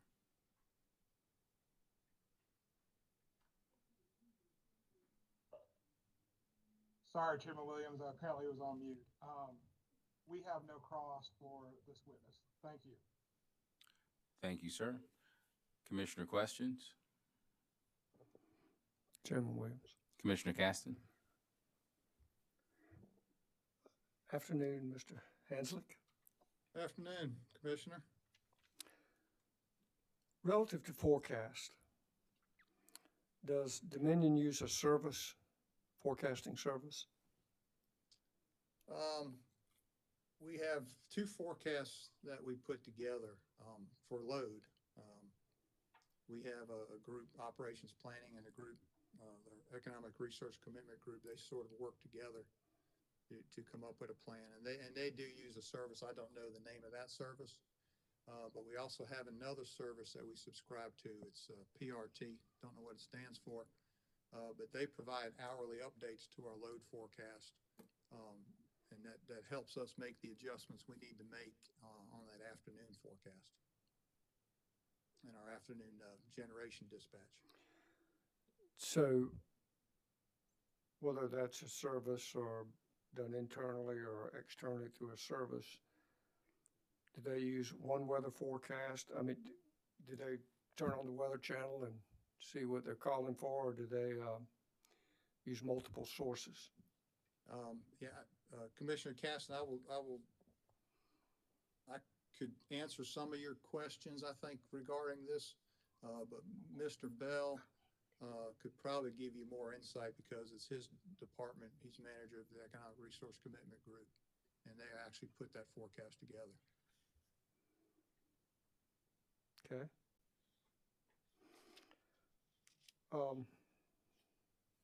Earlier, in questioning from Mr. Burns, I think relative to table 1, you made the statement that average reserves mean absolutely nothing. Explain what you meant. So he had a chart that showed the average reserves for a month. So for every month he showed what, and what we provided was 1 minute data for the last 5 years of our reserves every minute for the last 5 years. And he obviously took an average for each month. And, that's not a number that we track, we would use. For my example was you can take 29 days in a month and have reserves of 1,100 megawatts, but if one day is 0, it'll show a fairly high average reserve for the month, but that one day you failed with 0. And what I was trying to express to him was, we have a minimum reserve requirement that we shoot for every day, and we want to do better than the minimum. So it's that peak hour is what we plan for. If we can plan for the peak hour, the other 23 hours, we should have adequate capacity on our system to handle those loads. Now, we may have a derate or on a generating unit in the middle of the day, or we may have a unit trip, but barring those circumstances, we would have the reserves we needed. So it's that peak hour that we actually set our reserves around. Okay, I understand that. So you're saying the peak hour is what drives the demand or reserve? That's peak right. Hour That's for that correct. day, or the projected day. That's correct. And if I understood you on that too, you said you look the next day and the day after, and then the next morning adjust, which would adjust the next day. That's correct. I'll expand a little bit. So system control gets the forecast for, we'll get a forecast in the morning for the rest of the current day plus the next day. But Mr. Bell's group in planning our generation dispatch, they actually look 16 days out and take the weather forecast just to give them an idea of, particularly with the steam units, whether if they need to start something that might take time to get up and running, they have adequate notice and give them adequate time to bring them onto the system. And likewise, with anything we need to shut down because loads are dropping, and it's it's looking further out, but from a real-time operations, we're just concerned with current day and next day. And really, current day is the one that we look at most, that we use to operate from. And we take that and then we tweak it as we need to. So I'm assuming the further out, 16 days, or the further out you look, I guess the less certainty. Less certainty. It's just like the weather forecast. And, the thing is, it gives them something to start with. Understand. And I've read in the testimonies and I guess heard questioning back and forth relative to unexpected versus expected drops. And I think I've understood you to say that Dominion considers both. I mean, there's expected and unexpected drops. Is that correct? Did I hear that? They're hard to predict, so we make sure we have adequate reserves to cover expected and unexpected drops. So yeah, that's our planning piece, is to make sure, because it's somewhat unpredictable, but we make sure we do have the capacity, and we've got the reserves to cover any deviations, and whether it's in our load or in the solar generation. What's an example of an unexpected drop? In solar, it's cloud cover, and we don't predict it. We can't forecast when. We can predict thunderstorms. We see it. We got weather radar up on the screen in the control room. We see storms brewing, but we don't know when they're going to impact, or if they're going to impact any of the solar output. So those are all drops in solar are pretty much unexpected, unpredictable. Now, expected drops, we may have on our generating fleet, we may have one of our generating plants call in to the control room and say, I've developed a tube leak in the steam unit. I think I can hold the unit on, but I'm going to have to reduce it 100 megawatts. And we may tell them they can do it right then, or we may ask if they can delay an hour or two and get across the peak if it's near the peak. So that's an expected drop.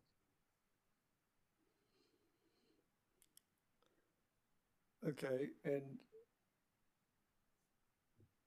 knowing when the sun comes up and when the sun goes down, that's fairly expected. That's fairly expected, yeah. The only thing I would add to that is, as you know, in South Carolina, thunderstorms, they roll through anytime actually, but if you have one rolling through towards the end of the day, it could knock solar down earlier than expected. When what I'm trying to understand, or get my head around, is unexpected, expected. There are many things in life unexpected, even the expected. That said, whether it's unexpected or expected,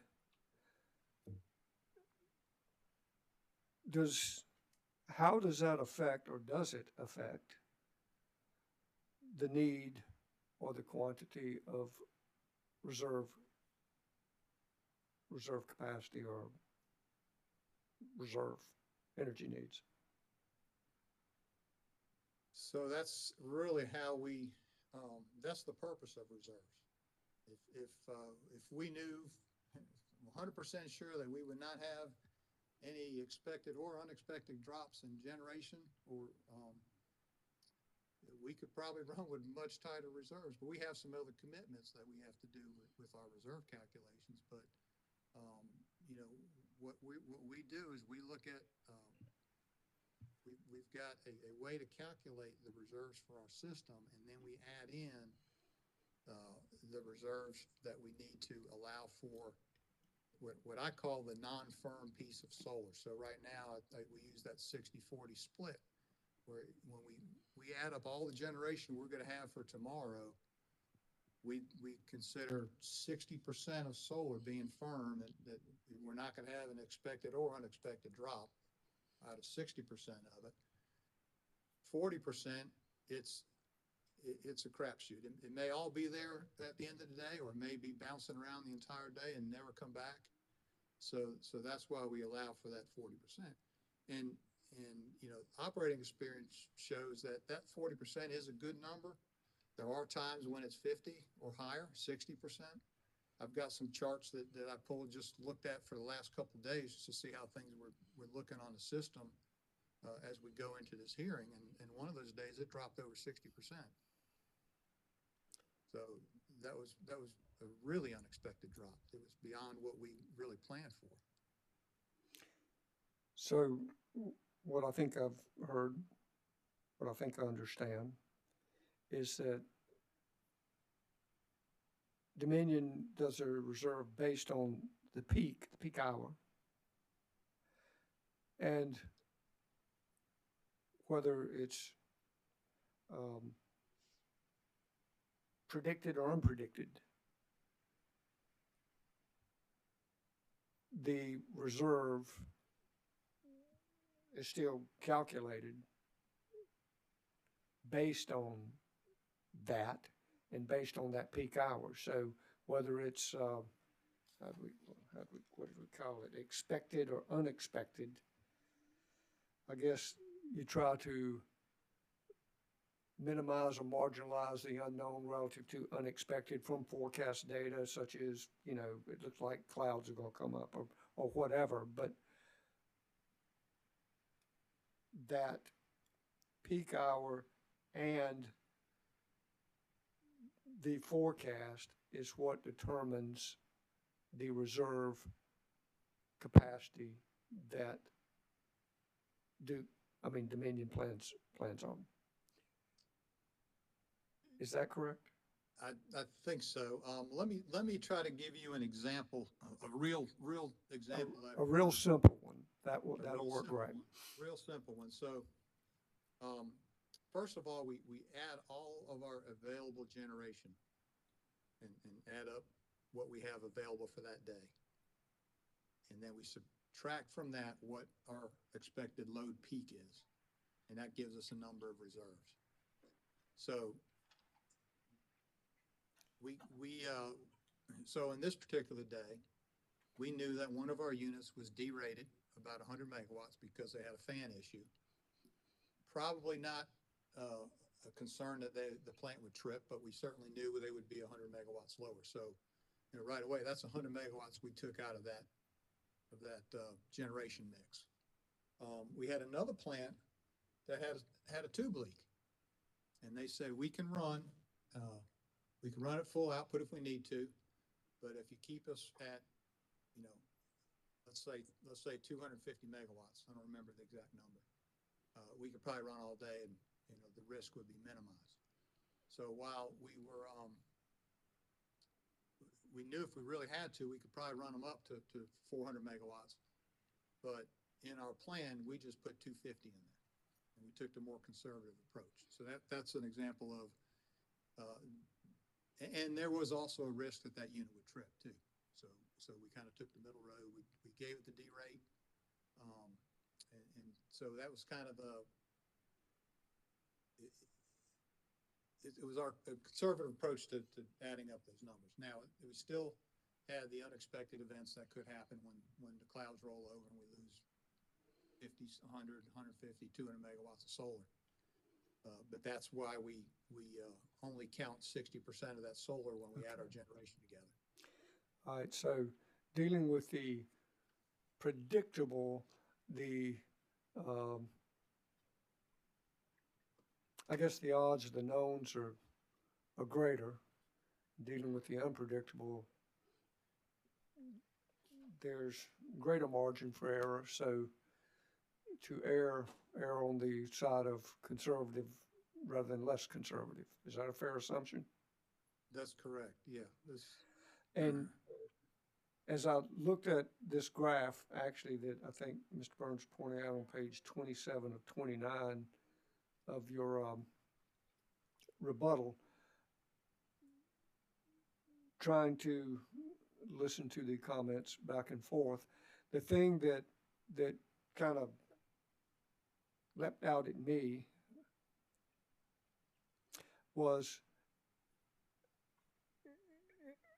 it looks like, I guess, when the solar is at its optimum or peak is when the system demands appear to be tapering down.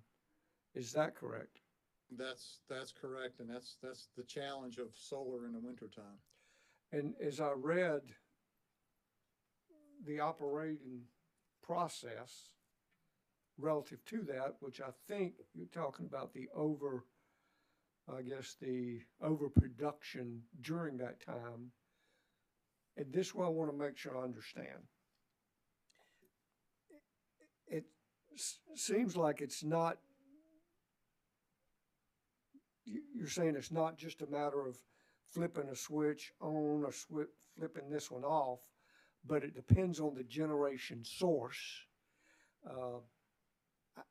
how it has to be used, how it can be used. And relative to, I think you were talking about the reservoir that you were approaching, I guess, the maximum height it could, I guess, permitted wise rise to. Is that correct? Did I understand that? Yes, that's correct. And let me, if it would help you, I can give you a kind of a brief rundown of how Fairfield Pump Storage works. Are you familiar with our pump storage facility? Reasonably so, yes, sir, but go ahead. So on this particular day, it was not generation that we were taking, it was the pumps. So we were in pumping mode almost all day, just adding pumps throughout the day to where we got up to 6 pumps. And when you're pumping 6 pumps, that water rises fairly rapid pace. And we got to that point and realized that we just weren't going to make it.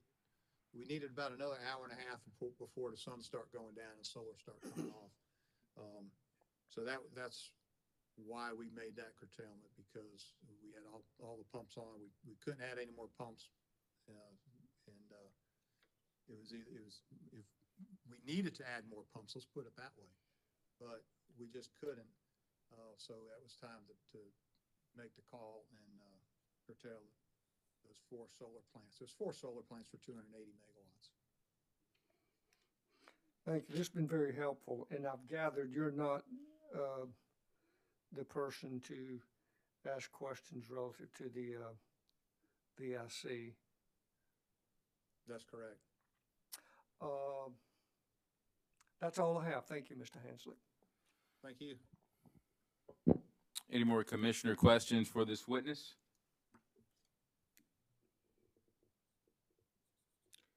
Okay. Any redirect? Mr. Chairman, I have just one question to ask of Mr. Hensley. Mr. Hensley, do you recall the conversation you had with Commissioner Caston and also with Mr. Burns about the January day in your testimony that appears on, I think, page 27 of your testimony? Correct. I've got it pulled up. Do you have it available to you? Yes. Regardless of the forecast, isn't it true that the graph depicted there, what it shows is that DES has so much solar that on lighter load days, which now can happen in the winter, DES has to back down must-run generation to minimum run?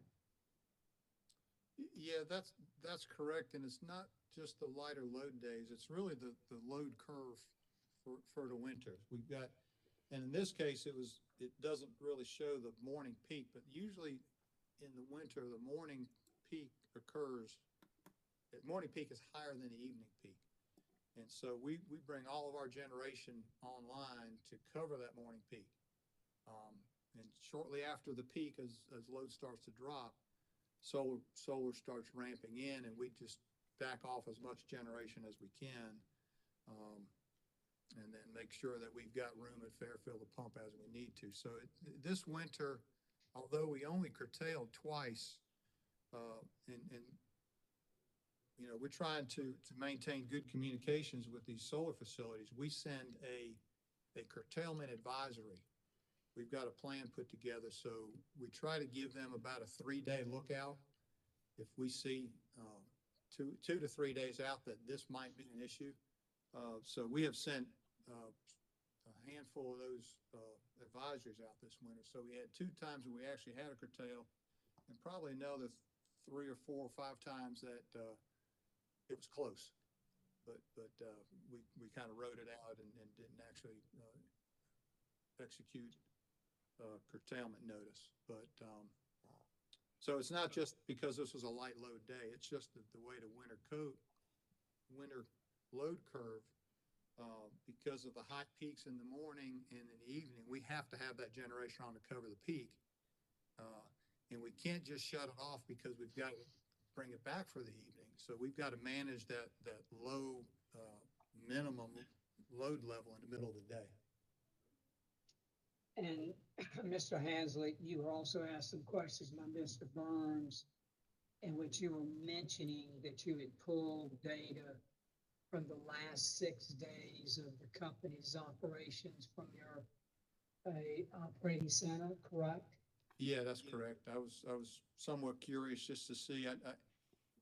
After reading Mr. Burgess's SIR rebuttal, and you know, well, if these graphs didn't really illustrate what we were trying to show, that's what I just pulled up the last 6 days to see what it looked like. And do I recall that you indicated that on days, several of those days, you had greater than 50% a drop that required operating reserves of greater than 50%? Yeah, there's I think four of those days. I think 4 of those days it was right at 50 or greater of those 6. And do you have with you, Mr. Hansel, those graphs from those 6 days? I do. I can. Well, I might need you to tell me how to share my screen. So I don't know that I'm the one to ask, but Mr. Chairman, rather than taking the commission's time, we would just simply ask that we be permitted to tender those 6 graphs as the first hearing exhibit. They depict the testimony that Mr. Hansel gave in response to Mr. Burns' questions, reflecting those 50% drops on 4 of those 6 days, and then they show other data for the other 2 days, and we would move them into the record as the first hearing exhibit. May I be heard, Mr. Chairman? Yes, you may. I would object to the late entry of evidence after testimony has been received weeks ago. I understand that there's an attempt here to show more recent information. If that's what the commission would like, we also ask for leave to file, you know, late filed fact exhibits. Otherwise, this seems to be, I don't want to say a sandbag, but I haven't seen these exhibits. I haven't had a chance to review these exhibits with any of my witnesses. Nobody's seen these exhibits, and they'll be filed in the record without any chance to cross-examine the witness on them. So I would object to the presentation. Mr. Chairman, I have a suggestion to make that might resolve the issue. It's near the end of the day. We will distribute these exhibits by email as soon as we complete today, and then Mr. Hansley can remain on the witness stand over the evening and be available if there's any questions that anyone wishes to ask him about these exhibits, even the commission. Obviously, these, when we filed our rebuttal testimony on the 10th, these days had not occurred. And then we got the testimony, the SIR rebuttal testimony of Mr. Burgess just on Monday at 2 o'clock or so. And so, because there was some criticism by Mr. Burgess about the graphs that Mr. Hanslick had tendered, Mr. Hanslick said, well, let me just see what we won't pick any days, just what the last 6 days have been, and that's the data that he has available to him, and that he is prepared to demonstrate and has put information into the record about what has happened on these last 6 days. Mr. Chairman, I just note that that equates to a sir rebuttal for the company. And I'd also note that we've got 10 other witnesses to get through. I'm not sure that'd be the most efficient or best use of judicial resources here, but fundamentally, it seems like it's a sir rebuttal that's outside the scope of the rules. And Mr. Chairman, I might add one additional point. The reality is, on cross-examination, Mr. Burns opened the door. He asked questions that he elicited those responses. And I think to the extent he would have had an objection, his cross-examination into that subject matter waived that objection. Mr. Chairman, I'm pretty sure that if I had asked Mr. Hanslick how he was doing today, he would have figured out a way to work in these six graphs. But to the extent the commission thinks I opened the door, then I'll take that. But I don't believe I did. And again, this amounts to a sir rebuttal and the introduction of exhibits that none of the parties have been able to see or cross-examine this witness on. And waiting until tomorrow would unduly delay the remainder of this case. Thank you, Mr. Chairman. All right. Has everyone had their say?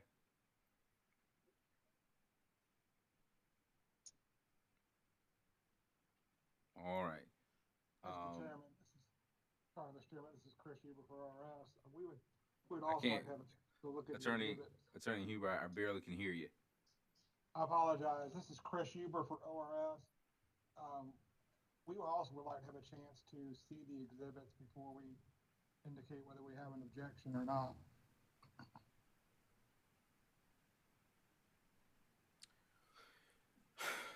All right.